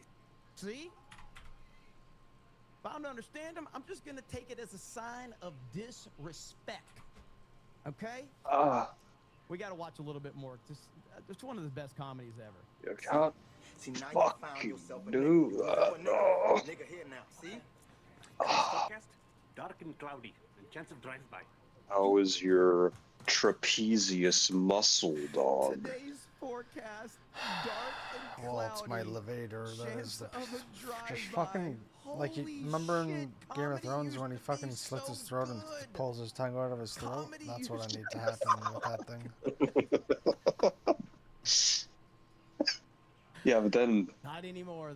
Wait, what does the levator do? Bullshit. So. It gets really tight and makes your neck hurt and makes it hard for you to turn your head. Right on the head.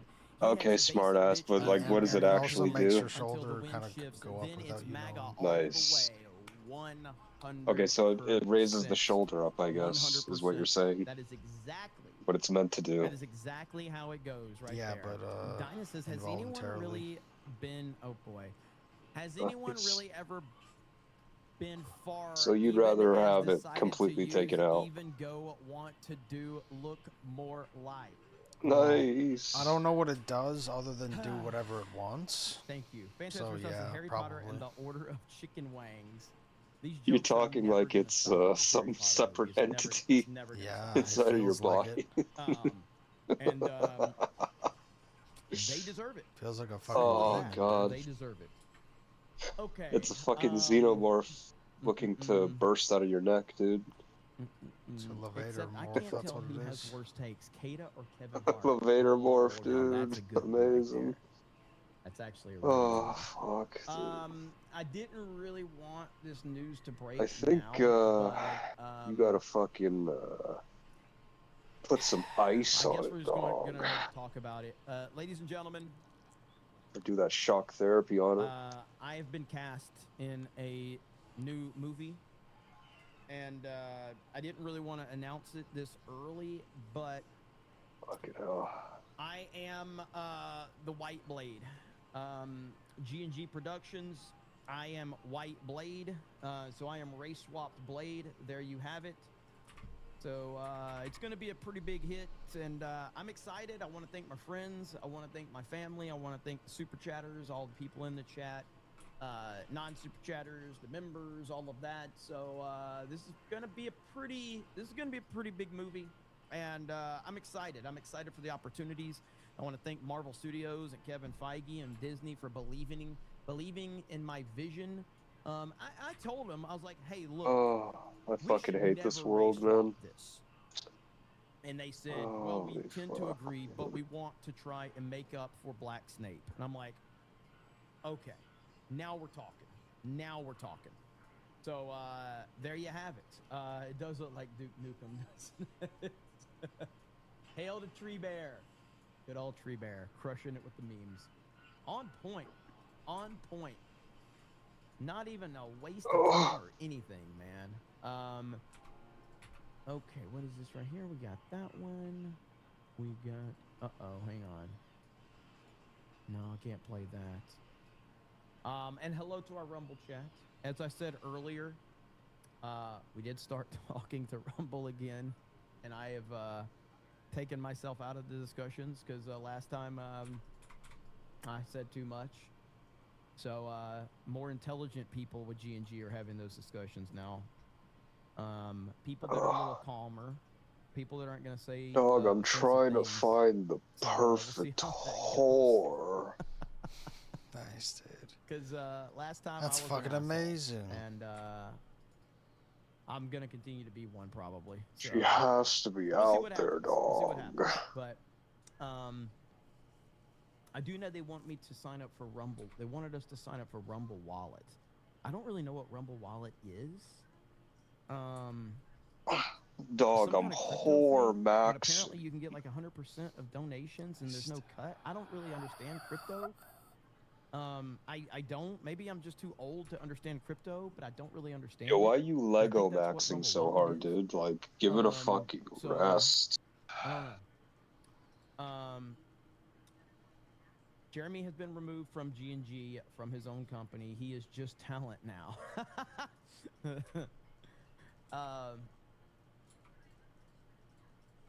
Literally, Gary has an ad for that wallet. He does, and he always mentions Geeks and Gamers. Every time Gary does that ad read, he adds Geeks and Gamers to the ad read. So crypto is cool. You can have money on the side no one knows about. Hey, okay. If Jeremy is talent, G&G is screwed. That's for sure. Okay, that's for sure. John freaking Murdoch says, hold on, wait a second. I thought I liked to be insulted. How is disrespect any different? This is an interesting dynamic you have brought up. Okay, this is an interesting dynamic. Walter says, it's like a side girl. Thank you, John freaking Murdoch. Nandy for 50. Says plot leak of White Blade. A couple of Florida figs plan to replace Culver's menu with variants of pork chop sandwiches when an Alabama fig confronts his violent past as a COD vet and taps onto his particular set of skills to save Culver's. This sounds like an incredible film, all right? Like, no bullshit. This would make $1 billion at the box office right here. This would make $1 billion. Yep, see that even people in the chat, they are sold. They are 100% sold. I love it. But I like that one, Andy. That we're gonna have to.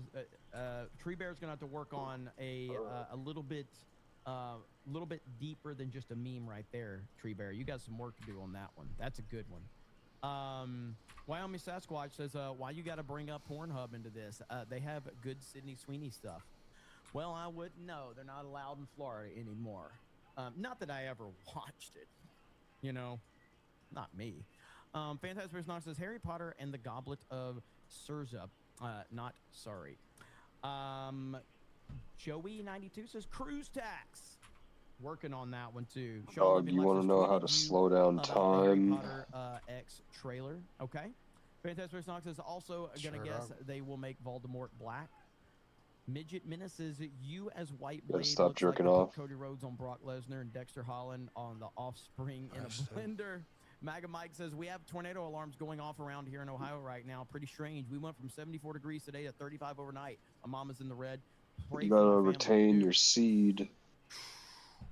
It's your power. Listen, but you're tornadoes scare the shit wasting out of me it, dog. because they're so unpredictable. And obviously, when we have hurricanes, we have to deal with them. So I know how stressful it is. So they truly do scare me. So prayers up, man. Keep me posted because it is a very, very scary thing. I hate tornadoes so much. I've literally had them over my house. My house was shaking. I thought it was it for me. Thought it was done. So I know that feeling. John freaking Murdoch says, of course, my incredible typing skills. I'd say that I like to be insulted when I meant you. Okay, so I'm gonna be honest with you, John. I was kind of winging that one because I'm like, I don't know what the fuck John is saying. So I just was kind of like, yeah, that's a great question. I had no idea what you were saying. So now it makes more sense because I'm like, what the hell is John saying? So I just kind of was like, yeah, man, that's a great question, John. I had no idea. Now I get it completely. But I was completely bullshitting through that one, all right? So there. I'm glad we got added context. Fantastic Knox, Harry Potter and the Philosopher's Crack Cocaine. Harry Potter and the Chamber of Collard Greens. Holy crap. Holy crap. I am going to be joining the crew from Mario Kart World tonight over on Geeks and Gamers Play. So last night, I wonder what the chances are if I meet a chick that she's like secretly an escort. People tonight, but I will be there with the crew because we're a little short-handed. Higher So than if you want to watch us play Mario Kart previously World, thought. you can join over there, and it will be a lot of fun. So we're playing here in about 10 minutes. I know. Fucking lot of chicks do that shit, dude. And again, OF2, right? these are people that look at Google Trends. Yeah. Couldn't be me. But they like to look at Google It's pretty Trends to bad. determine what their next opinion will be or what the next thing that they're going to cover is. Or you could just be honest about it like I have. I'm not in love with the situation in Iran. I'm not in love with the fact that we're over there. I'm very worried that we're caught up in another Middle East bullshit conflict. I'm very worried about that. I don't like it, but I also can acknowledge that, you know, I trust Trump to get this figured out. If he doesn't get this figured out, it's going to be a serious problem for him. But I have the faith and I believe that he will get this worked out, even if I don't like it. And I'm hoping that he has some bigger picture stuff in mind, which is what I do believe, probably, but I still don't like it. But that's how a normal person operates. You can disagree with something here or you can disagree with something there, but it doesn't mean that you should stop supporting because of one issue here or one issue there, which is the typical libertarian mindset. Libertarians have this idea that if you have one opinion that doesn't line up with everything that I believe, I have to turn on you completely. This is the libertarian mindset. Libertarians have a lot in common with leftist social justice warriors. These are the same people that agree with J.K. Rowling on 99% of issues.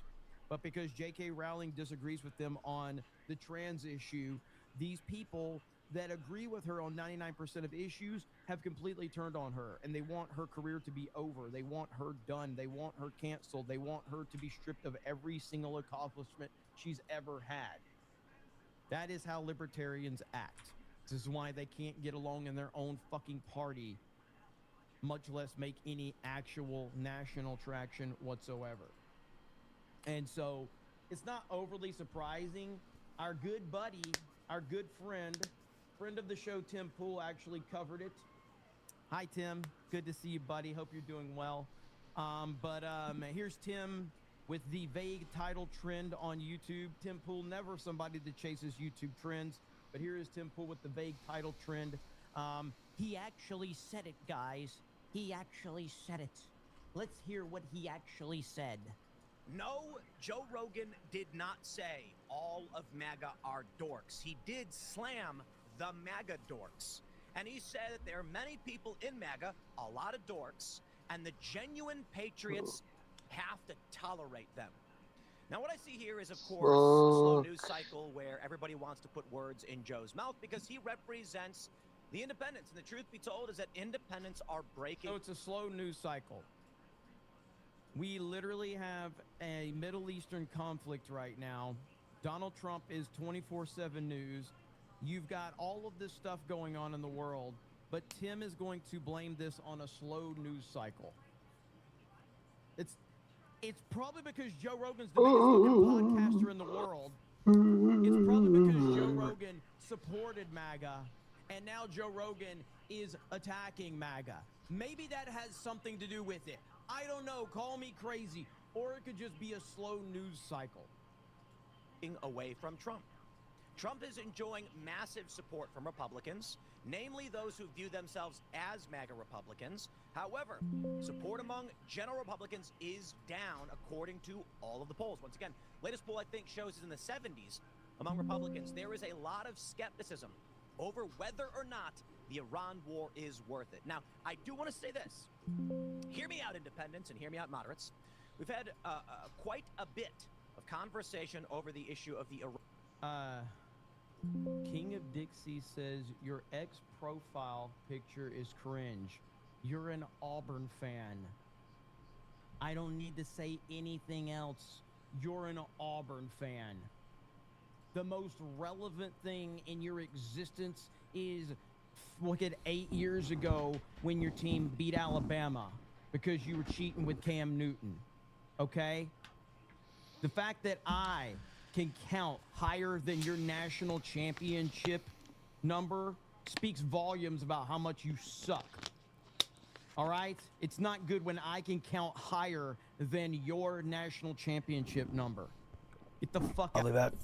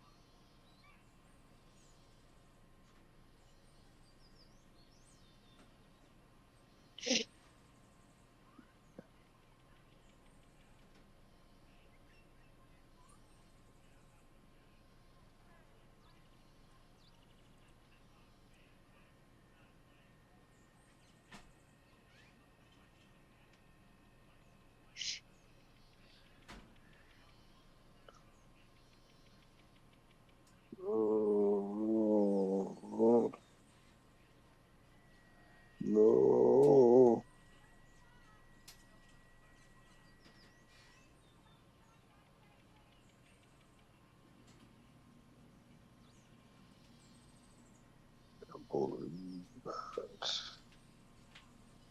I can't fucking believe this.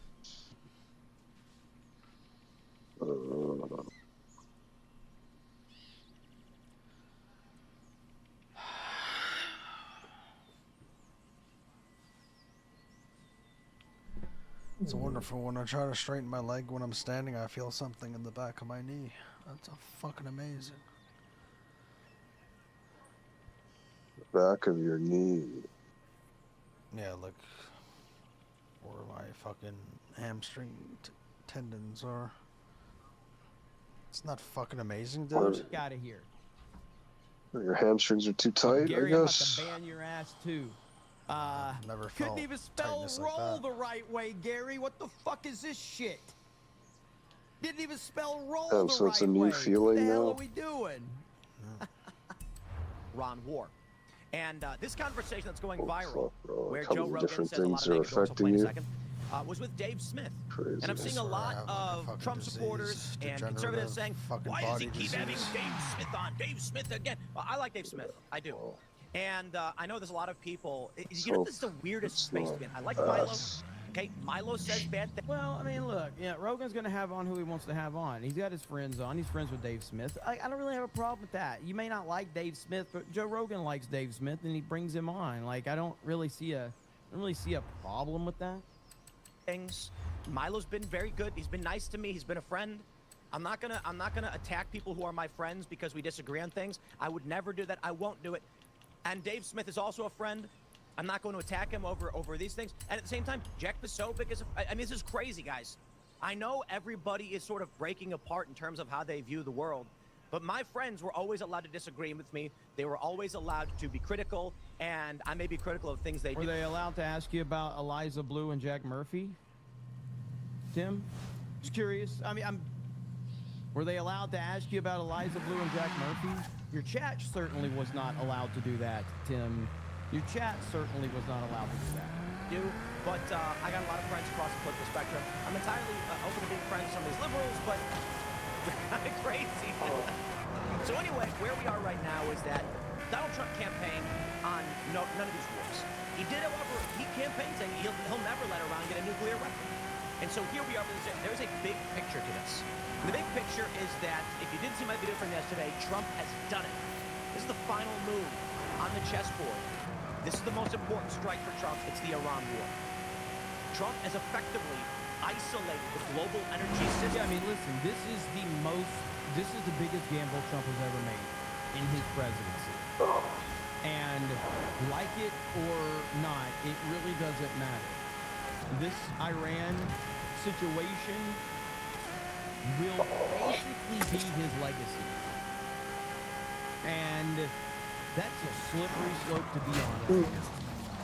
Now, I will say if it goes good for him, it's not going to be as impactful.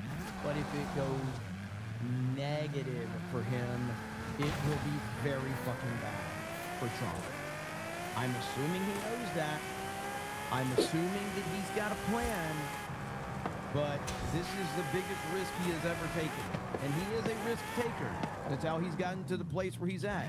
This is the biggest risk he has ever taken. And he is basically putting his legacy on the line. Putting the United States at top of a new natural gas dollar. It's not just the petrodollar anymore. Natural gas has become a major energy component. And there's this thread that's been going massively viral I covered yesterday, and I'll show again for context. But I want to use this opportunity to first talk about why independents are breaking away, and then I want to give a little hopium.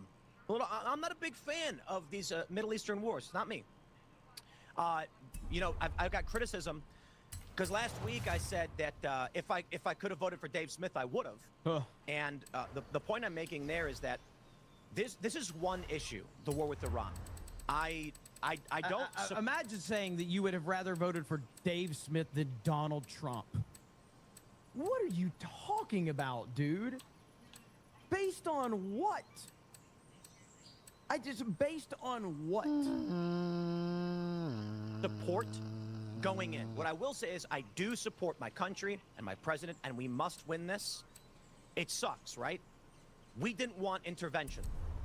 I think Venezuela turned out well, and I am actually in favor of this, which I can go into in a bit.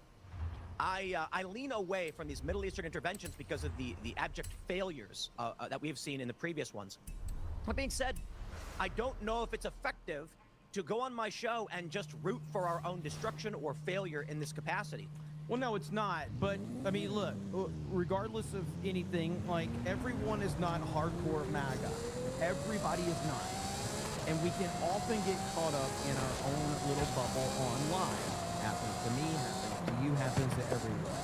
A lot of us get caught up in our bubble, and we have this perception that, well, everybody is on the same page as us. And it's like, that's not really it. Hardcore MAGA is a very small group of people compared to the overall, amount of people that vote. Now, that doesn't mean that, we can't have our opinions or whatever, but when the wider perspective is out there, we have to take that into consideration. And the wider perspective is, most people here that were in another Middle Eastern war, and they think back to Iraq. That's what they think about. They think about George W. Bush, weapons of mass destruction, forever wars. It's a valid concern. It is a valid concern for people that are not as plugged into the day-to-day stuff. And so that's the perspective that people have to have in a lot of this. I think that in the long term, should Trump succeed, I think the game plan bears out that things are going to get real good for Americans. I'm not saying you have to support it morally. I'm not saying it is morally justifiable, but economically, the big picture is there. No, it's a bunch of fucking virtue signaling losers. And again, I talked about this yesterday. These people that pretend that they give a single fuck about somebody overseas when they don't. None of these people give a shit. They don't give a shit about people in their own country, much less people over in foreign countries. They don't care. It's a bunch of virtue signaling losers. And you don't have to support it morally. Shut the fuck up, all right? Most people don't want to go watch how the steak is made, but they certainly want to eat the steak, okay? People don't want to watch how it's made. They don't want to know the details, but they certainly don't mind enjoying the finished product, okay? So I don't want to hear a bunch of these virtue signaling losers pretend to care about people in foreign fucking countries. They don't fucking care. But let me slow down. Let me show you exactly what Joe Rogan had to say. And this is being framed by a lot of people as if he's outright just saying all MAGA is bad, which is not correct. The reason I'll be completely honest again. Why is it that this video is not just independents break from Trump? Well, Joe Rogan represents the everyman. That's how it's viewed in the public space. The news, the left, and the right, they see Joe Rogan as an everyman, not a heavy political actor. When he broke for Donald Trump in 2024, it was a huge deal. Independents did get behind Donald Trump. Not that they're following Joe Rogan, but that Joe Rogan exists in that space. So when Joe Rogan puts out a show with Dave Smith, and he says these guys are, a lot of them are dorks, everybody takes notice. A poll is one thing, but the biggest podcast, everyman saying it, speaks more so to the emotional connection people have. You show me a piece of data and people will choose to ignore it or whatever, but human beings live through their experiences. And the truth is, most people are first-order thinkers. That means when you show them data, they're going to be like, huh? But when you show them a prominent personality saying it, it means more to them.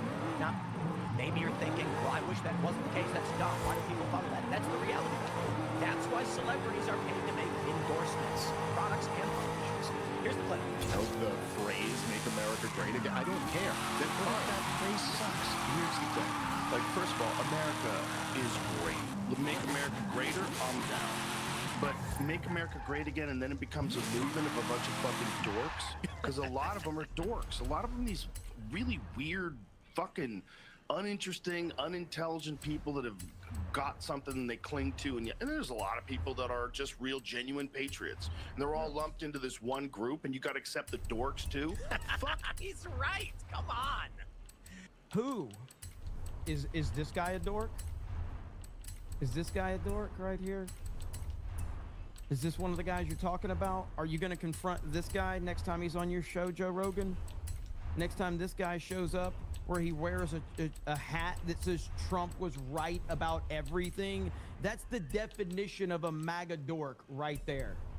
Are you going to confront this MAGA dork next time he's on your show, giving you the biggest show you've ever had? I would love for you to confront this guy and say, hey, Elon, What a loser. You wore a hat that says Trump was right about everything. What a dork. You know what, man? It's like they're absolutely these MAGA dorks where it's like no matter what Trump does, there's just never any critical thought. It's true. And they were genuine patriots. Many of them are my friends. This is fandom to a T. It's the same thing as the Bernie Bros. Someone that you and Joe Rogan were, by the way. Tim, you and Joe Rogan were both Bernie Bros. You both waved the Bernie flag. And the difference between Bernie and Trump is that Trump's not a fucking coward that cucked the moment that it got tough. Because if Bernie actually had balls like Trump, maybe Bernie would be the president right now. But the moment that Bernie faced a little bit of resistance from the powers that be, he cucked like a bitch. He cucked like an absolute bitch. Friends, they don't blindly march in lockstep with Trump. They're critical thinkers, and they are explaining why they think this is the right path. And those people, like Jack Trump, great example, good guy, good prep. Who? Back it up one more time. Back it up one more time. They march in lockstep with Trump. They're critical thinkers, and they are explaining why they think this is the right path. And those people, like Jack Posobiec, great example, good guy. Jack Posobiec? You mean this Jack Posobiec? That said Lord of the Rings is overtly pagan?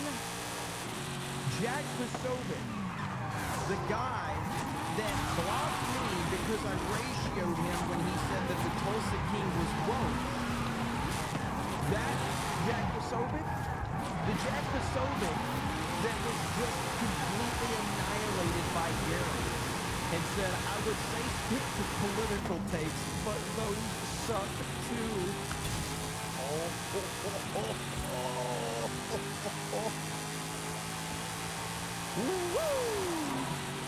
And then Posobiec follows up and says the guy with the worst taste in media in the world. This just happened, by the way, okay? This just happened a couple of hours ago. With that right there. Because that's basically Jack Posobiec. So look at the ratio on his tweets. Look at this ratio. Oh my goodness. And again, this is a classic example. These guys are not in this for any genuine reason. These guys are all freaking out because Trump will not be in office in a couple of years, and they are trying desperately to shift to something else. And they don't know what exactly they're shifting to yet, but they know that they have to find something else. They are freaking out. They're panicking right now. They are the definitions of a panicking. That's what they're doing. They don't know where to go. They don't know what's, but they certainly there ain't no way Jack Posobiec is going to be able to move into the entertainment world. I don't know if you ever heard his entertainment takes, but let's just say he's not on the level of a Ben Shapiro. And you may think I'm being sarcastic with that. I think Ben Shapiro has pretty good pop culture takes. I think Ben Shapiro has terrible political takes.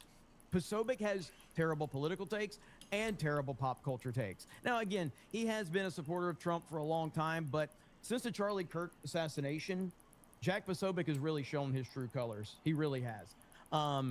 So these guys right now do not know where they are going. They don't know what to shift to. They have no idea. What ultimately is the problem for a lot of these guys is that the only thing that they can shift to that will give them money is the anti-Israel side, and they don't want to do that. That's really that is the problem that a lot of these guys are facing right now. Candace Owens, Ian Carroll, all of these people are making tons of money off the anti-Israel side. Posobiec can't do that. He can't. A lot of these fake MAGA people cannot move to the anti-Israel side, and that's where the money's at right now. That is where the money is at. So good friend, intelligent, reasoned, and will explain to you why he supports Trump with facts and logic. This is amazing that Tim is saying that Jackie Sobel uses facts and logic. When he is getting absolutely crucified on Twitter right now over his Lord of the Rings take. I mean, he is getting crushed. Go to his tweets and just look at the quote tweets. The man is getting destroyed. But then there are these like dork accounts. I don't know if dork is the right word, but they meme blast. They seem to contradict themselves because the only thing that matters is I'm aligned with Trump. It's first order thing. Mark Dice is good at balancing out, 100%. I think Mark Dice is one of the most level-headed political commentators on the internet. You know, and again, I hate having to preface by saying this. I don't agree with everything Mark says. I don't agree with anything anyone says. Welcome to the world. I don't agree with 100% of anything anyone says. But I like Mark Dice, and his takes definitely come off as more level-headed than most. Thinking. And that is what the left will latch onto to attack conservatives and Trump supporters. Joe's not wrong on this. Maybe you didn't like the way he explained it, but he was never going to be a red cap wearing MAGA guy. Red cap MAGA wearing guy. Like this guy? Well, I hope Joe confronts this dork right here. This MAGA dork. I really, really do. I hope he confronts him. And again, if you have specific instances, please call them out. I mean, I've called out some MAGA accounts that I think are just absolutely ridiculous. I even called one out that I kind of got proven wrong on. Not wrong, but I called out the Johnny MAGA account. But it turned out that, because I'd said, like, this account sucks Trump's cock constantly, no matter what. He doesn't disagree with literally anything Trump says. And it turned out that Johnny MAGA account actually works for Trump. I was like, that's fucking awesome. He actually worked for Trump. So that's funny. Cat Turd is a dork. 100%. I agree with that. Cat Turd. Again, you want to call people out by name, but like you're generalizing the fan base. Not a good move. Not a good move at all to generalize the fan base. We've got Matt Norris, the 26th Journey Wormy. Dave Smith is on the same level as Greta Thunberg, who protested the U.S. for not giving oil to Cuba. These people are not serious. What did Journey Wormy say? Oh, Dave Smith said that America is a terrorist country because how we treat Cuba. He's not a serious person. That is very true. And Matt Norris from Mindy says there's a difference between being pro-MAGA and the queers who jump on the Trump train when they like what they see. Life gets hard. You're lucky to have somebody who gives you 50.1% of what you want because life's a bitch and then you die. This right here, 100%. All right? 100%. Let's see. MAGA man says Jeremy constantly generalizes people. Lol. No, I highlight people like you and call them out. And I've seen you complaining like a fucking woman in my comment section for the past fucking several months. My God, change your tampon, dude, okay? Like, Jesus, we get it, all right?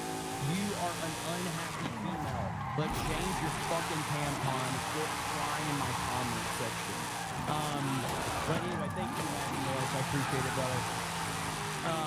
JNNGZ450 says Tim pulls on his shirt as a comforting mechanism the way women constantly flip their hair with their hands.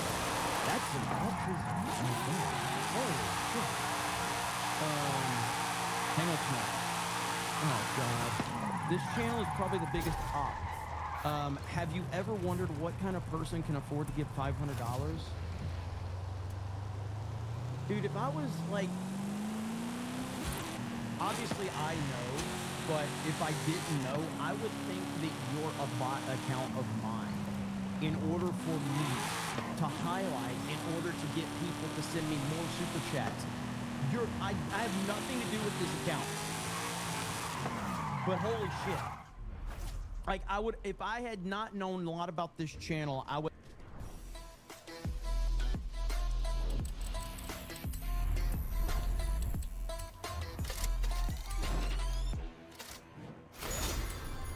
Ladies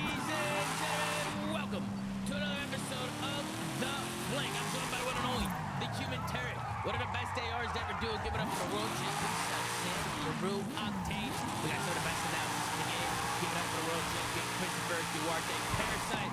We have the Call of Duty 4 national champion, head coach, Dallas Empire world champion. Give it up for the legend, Rambo Ray, in the building. Of course, we got the Call of Duty champion, head coach of the Telluride Bush as they continue to make a run through the challengers bracket. Give it up for Don Dada Temp. And then, of course, we got the executive producer of the flank. Give it up for the one and only Mr. Benjay Nassim. Gentlemen, how we doing? How we feeling? Ray, we'll start with you. Ray, how you doing, Ray? You doing all right? Good, man. That was a fun day of COD. We were up early today. That was I don't get up that early unless I'm playing golf or my baby wakes me up. So it was cool to do it for COD for a change. We had some good matches, and I actually low-key to double stream today. It was kind of fun. Yeah, no, it was fun. I felt like it was nonstop action the whole day for like the last 7-8 hours. I mean, we've been bouncing around from 2 different streams. I mean, we love that. COD is life. I mean, I've been up since 5:30 a.m. So the time zones are kicking our ass right now, but man, nothing better than some land COD, because man, we got a lot to talk about when it comes to land COD. There's just a lot of changes. Sam, how you feeling? How you doing? Looking good over there, Sam? Thanks, man. I'm doing well. Some shocking results today.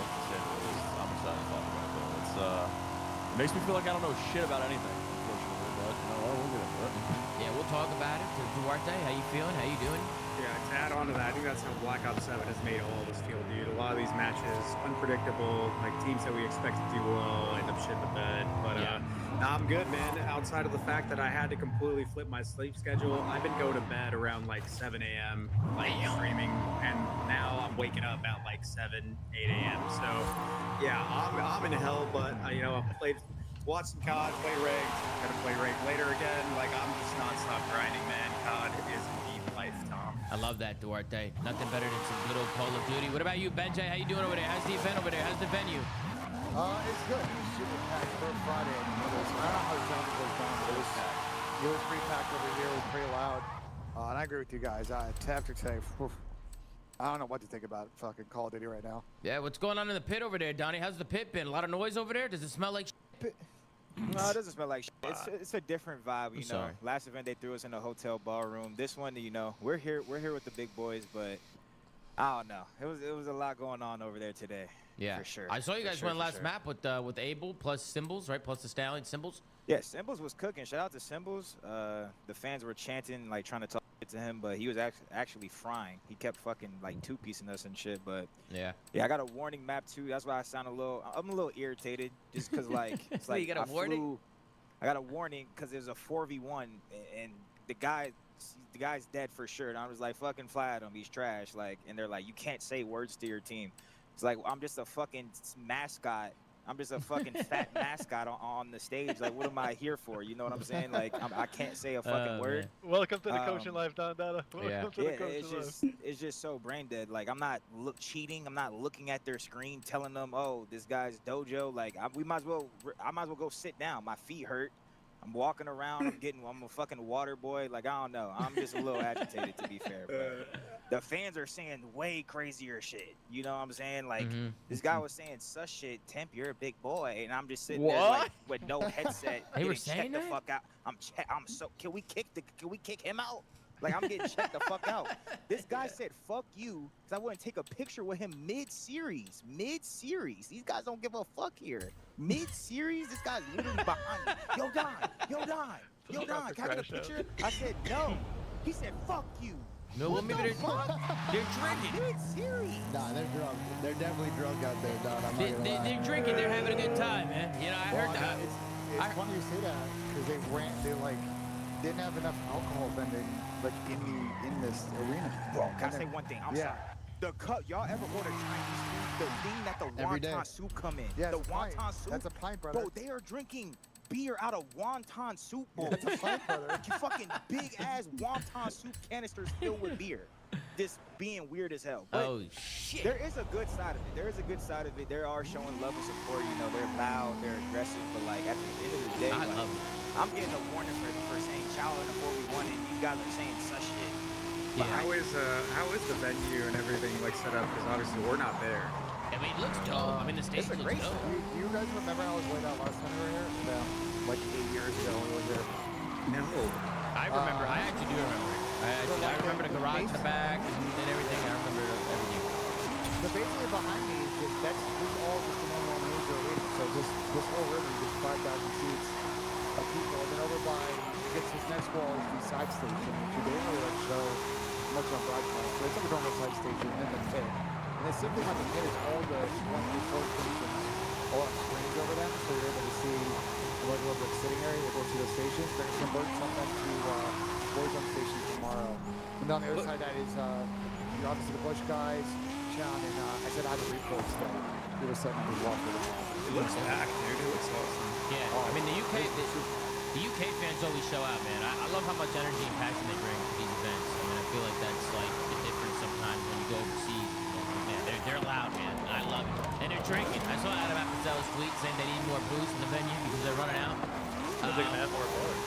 Yeah, they added more bars, I think. They're like 30. Yeah, and then Adam just threw daggers at me on Twitter for no reason, but I've been fun to post it. Yeah, we doing that sometimes. But no, it's awesome to see, man. Love the passion, love the chance to keep the energy going all weekend long.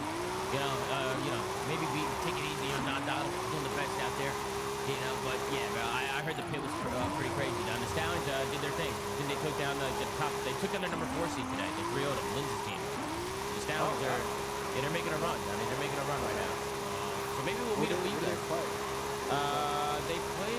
I know they played Lindsay's team last. That's who they 3-0'd for top 12. So they're top 12 right now. Tomorrow they play Vividing Co. for top 6. So that'll be a good match. That should be a good one. I don't know. Who they played before that, I don't know, but they took care of business. It was like 2-0, 2-0, 2-1 or something. You know, they ran through it. You know what I mean? It's they're looking good right now. They're looking really good. I think Symbols and Swooty are both on different teams. They're representing the Stallions on other teams. They're both top 24 right now. So you know they're making some runs. The Bush, you're looking good, Donnie. You guys always clutch game 5s, bro. Every time the ice is there. Team's looking good. We clutched up. We definitely needed some rest. We're just doing like fried shit and then just getting gunned. I feel like that series was. Apparently, Byron's controller wasn't overclocked. Whoop-de-doo. I don't know if there's whatever. I believe him, but we were getting gunned. Like, that's why it was that close. Like, we just have to get some rest and just come back and shoot. To be honest. Yeah, maybe a little jet lag. Maybe a little jet lag. Oh, 100%. We just barely got any sleep. So yeah, definitely got to lock in and just show up tomorrow for sure if we want to win. Yeah, well, let's move on. Let's talk about these matches. We're going to start with the 2 play-in matches, and then we'll get into the bracket and see what's going on here. We got a lot to talk about. So let's get right into it. We're going to start things off. We got the Carolina Royal Ravens going up against the Paris Genomates. This one ended in a 3-1 fashion for the Paris Genomates. We start things off on an exposure hard point where Carolina win 250-183 against the Genomates. They finally get a map win on land. Carolina, you were thinking that they were actually going to make the run here, but then after that, I mean, it was 3 straight for the Genomates. Colossus S&D, Paris win 6-4. Exposure Overload, Paris win 8-4. And then a close map number 4, Den Hardpoint, which goes down to the wire, 250-230. Genomates get the 3-1 victory. We'll scroll down, take a look here at the stat sheet. From Carolina, you got Crazed with a .84. You have Exceed with a 1.05. Lurks with a 1.08. Most damage on the team. And Nero with a .93. On the other side, you had a .94 from Sip, a .96 from Neptune, a 1.10 from Dan Ghosty, and a 1.12 most kills in a lobby from Dylan Envoy. Maybe land just a different ball game for Dylan Envoy. And of course, he gets the match MVP as well with a 1.02 in Hardpoint, a 2.17 in Search, and a 1.09 in Overload. Duarte, we'll start with you. We'll work our way down. What'd you think of the series? Carolina get a dub on the board, but it just wasn't enough. I mean, I still want to commend Carolina for showing up and at least making the series competitive. I think we were really hard on them going into the major and just after the performance last major with them completely shitting the bed. They took the fight to the Genomates. Granted, it wasn't enough. I think Exceed played very well. Lurks obviously is just been consistent this whole time for this team, but Exceed last major was complete ass. So to see him show up and play well was good. I still feel I feel bad for them because I feel like they kind of got a shit draw here when it came to the play-in, right? Genomates, I think, granted they underperformed online. I think the Genomates are going to make a deep run in this tournament regardless. They've been icing up all day. And then when it comes to Envoy, man, I mean, he showed up when they needed him the most. I think that's why a lot of people, especially his teammates, put so much Go ahead, sorry. A lot of his teammates put so much respect on his name, right? Even though a lot of the fans and stuff like that might not see it that way, they know that they can trust Envoy to perform when they need him the most. So it was a good showing out of him and the rest of the team. And I think the Genomates just kept on icing up today. We'll obviously talk about their later matches, but yeah, I mean, it's good. It's good signs for the rest of the tournament, and it's going to be a tough match tomorrow for, I think, who do they play? FaZe or something? Yeah. Yeah, I think Genemates look a lot more comfortable on land, I will say. I know this online split's been really bad for them. I know they've been going through some stuff personally, but, you know, to see them on land, it's they do seem a lot more comfortable to me. Ben, are you good over there? Everything all right? I mean, I was trying to tell Don they got to turn the lights back on. they They just killed the lights and kind of ruined our vibe. It's kind of vibey though. Yeah, it's not that big of a deal. it's one of the vibes. The series is interesting, bro. We talked a lot coming in about how Carolina really need to win that map 1. I thought they had some chance going to the Colossus TDM, but after that, a really clinical overload, a little 8 spot from the Gentlemates. I think they got kind of most of the momentum in the series from there. Yeah, Donnie, what you think of the series, Don?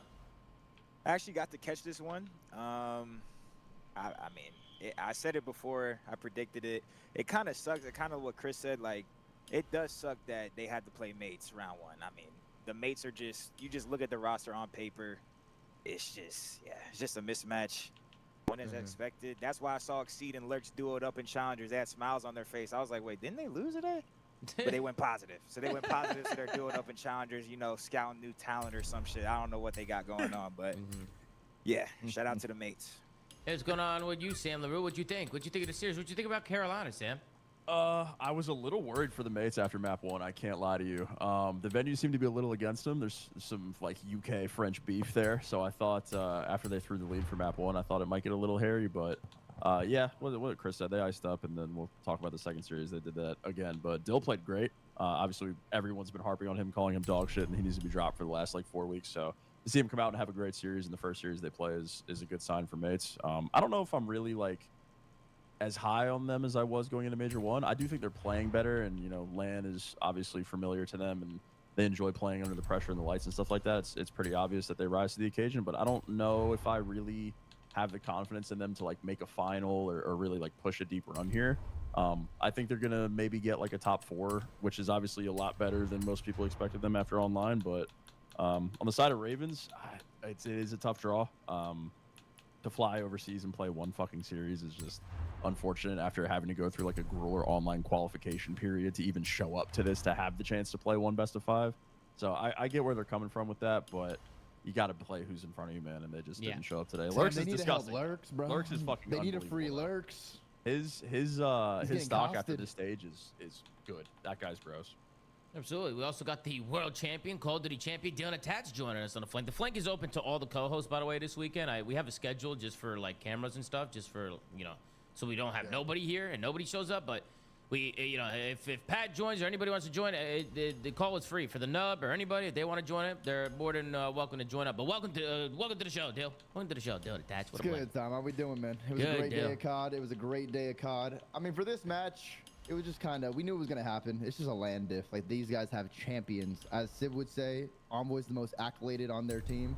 On the other side, you have Carolina, the Royal Routers. Lurks has been insane, but Craze, when he just gets to land, I don't know what's happening with him in the respawns. Like, he's just not really existed in the respawns. Yeah.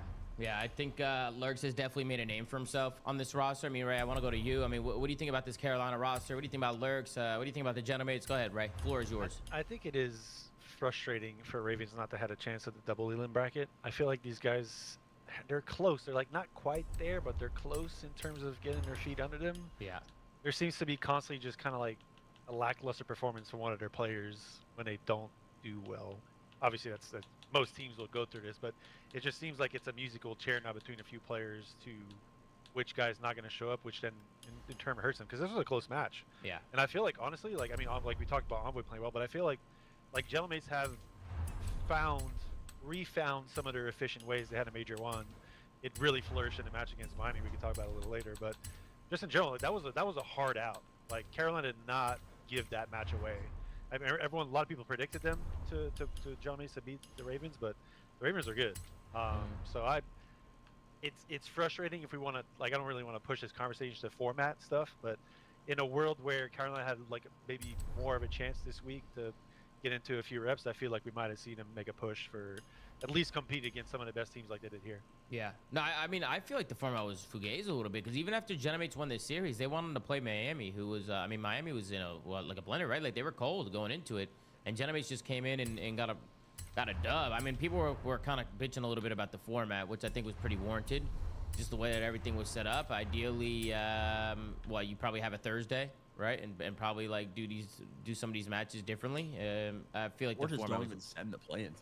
Yeah. I'm almost on the board where like I wouldn't even want to go play in this fucking bracket because flying overseas to play again 1 best of 5 fucking sucks, dude. Yeah. I'd but rather that's just just but send that's 8 just teams at that but point. that's just unfortunate because the dream hack is in the UK. Like if it was just another dream hack, it wouldn't have mattered, the right? same, yeah. It would have been the same shit. It would have been you fly to another state to do this.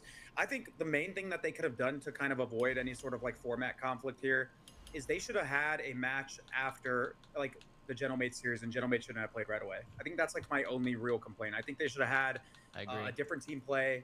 You know, give Gentlemates time to cool off, have it kind of be a little bit more even for the Heretics to come in and play them, and then, you know, have them play each other later. It's just so weird how they did it for one side of the bracket and not the other side. Like one of the teams got a pause and the other one didn't, which the league has been pretty good about not making teams play back to back for the last like 2-3 years, and somehow for whatever reason today was different. Yeah, I don't know Well, why they it is didn't what it just is. have Falcons play on Bravo after these 2 matches. Redcore actually tweeted about it. I didn't see this. So somebody in the chat said. Because like they're regardless, like assuming they would lose winners round 1, they were gonna play back to back at some point this weekend. Like, but I'm not sure why they made the scheduling decision. Maybe because they wanted to ensure Optic, Thieves, FaZe, Gentlemate were all on main stage. That's like the only thing I can think of. Rencor said GG Thieves lost 3-0 and placed top 8. They played way better than us on that match. The fact that we had to play straight versus Gentlemates after they win, and the fact we didn't get the opportunity to play on main stage, especially against those 2 teams, is something that I can't understand. A little bit of a typo right there. Map 1, so I don't know how much I buy into this. Like, yeah, that shit doesn't fucking matter. Gentlemates were shooting, but it's not like Miami got blown out in the first map of that series. Miami looked rough today. We're gonna get to Miami, bro. Yeah, we'll get. I mean, I bet cheese, but I will say that it's not like they got bodied in the beginning of that map.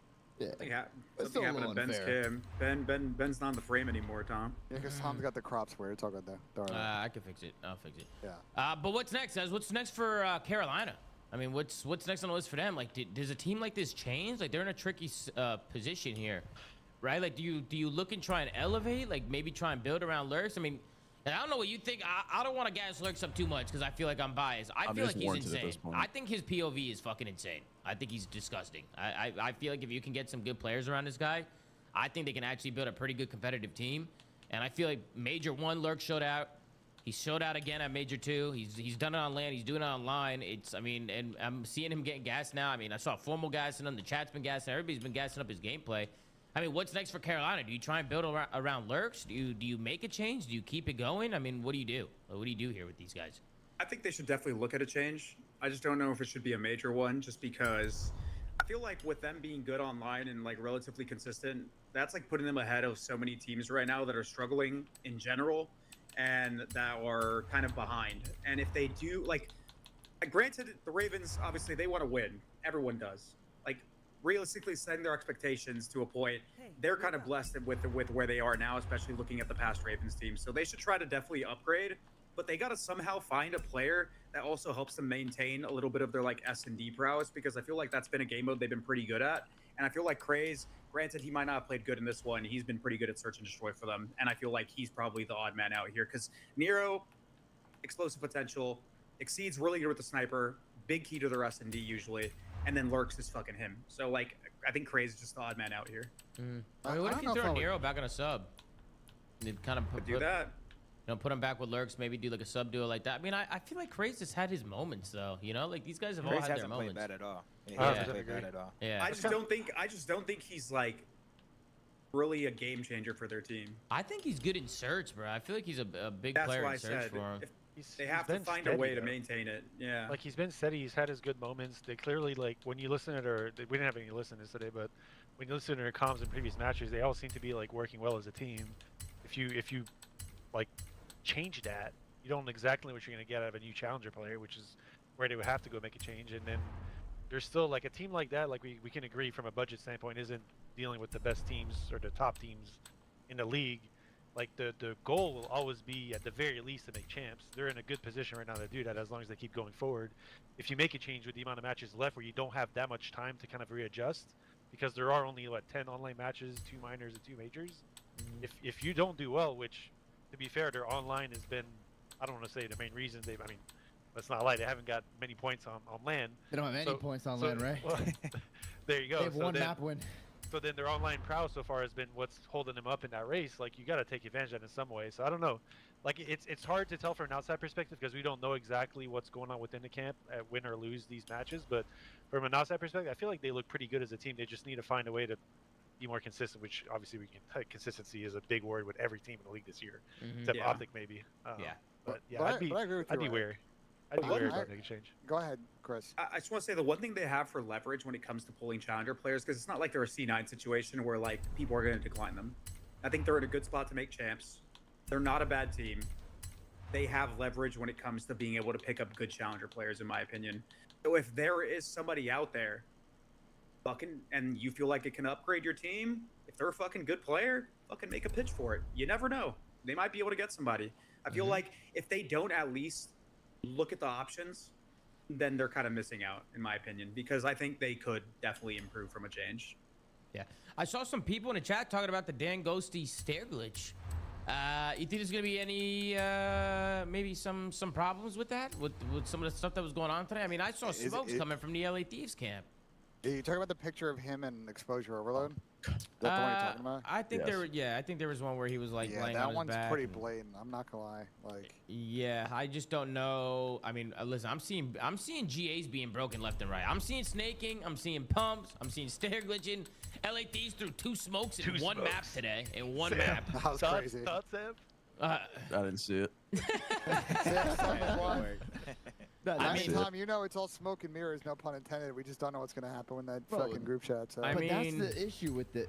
Sorry to cut you off. That's the issue with the group chat, though. Like, bro, when a top team breaks a GA, it's hard for them to just keep getting banned over and over because teams want to scrim and play the top teams. There's literally this clip of Scrappy saying, yeah, we didn't get GA'd or blacklisted because everyone still wants to play us. But then if a team like, let's say, Carolina or C9 breaks a GA, no one's going to play them. So, like, the top teams get priority and they get favoritism, I guess you could say, whereas the other teams just don't get shit. It's just a bad way to enforce like GA breaks than 1 week of scrims. It's just bad. What are you proposing as replacement? As a replacement? Yeah, I mean, they should actually fucking not scrim them. They should just not scrim them. I think the only actual, like, if we're talking about consequences for breaking GAs, it has to involve the league. There has to be some like procedural consequence, whether that be like forfeited veto or like something like that, to like actually incentivize these teams to not do it. Yeah. The league ain't gonna do that. So I know exactly. It's a pipe dream anyway. It's just it doesn't matter. Yeah. But that's why the players have what they have.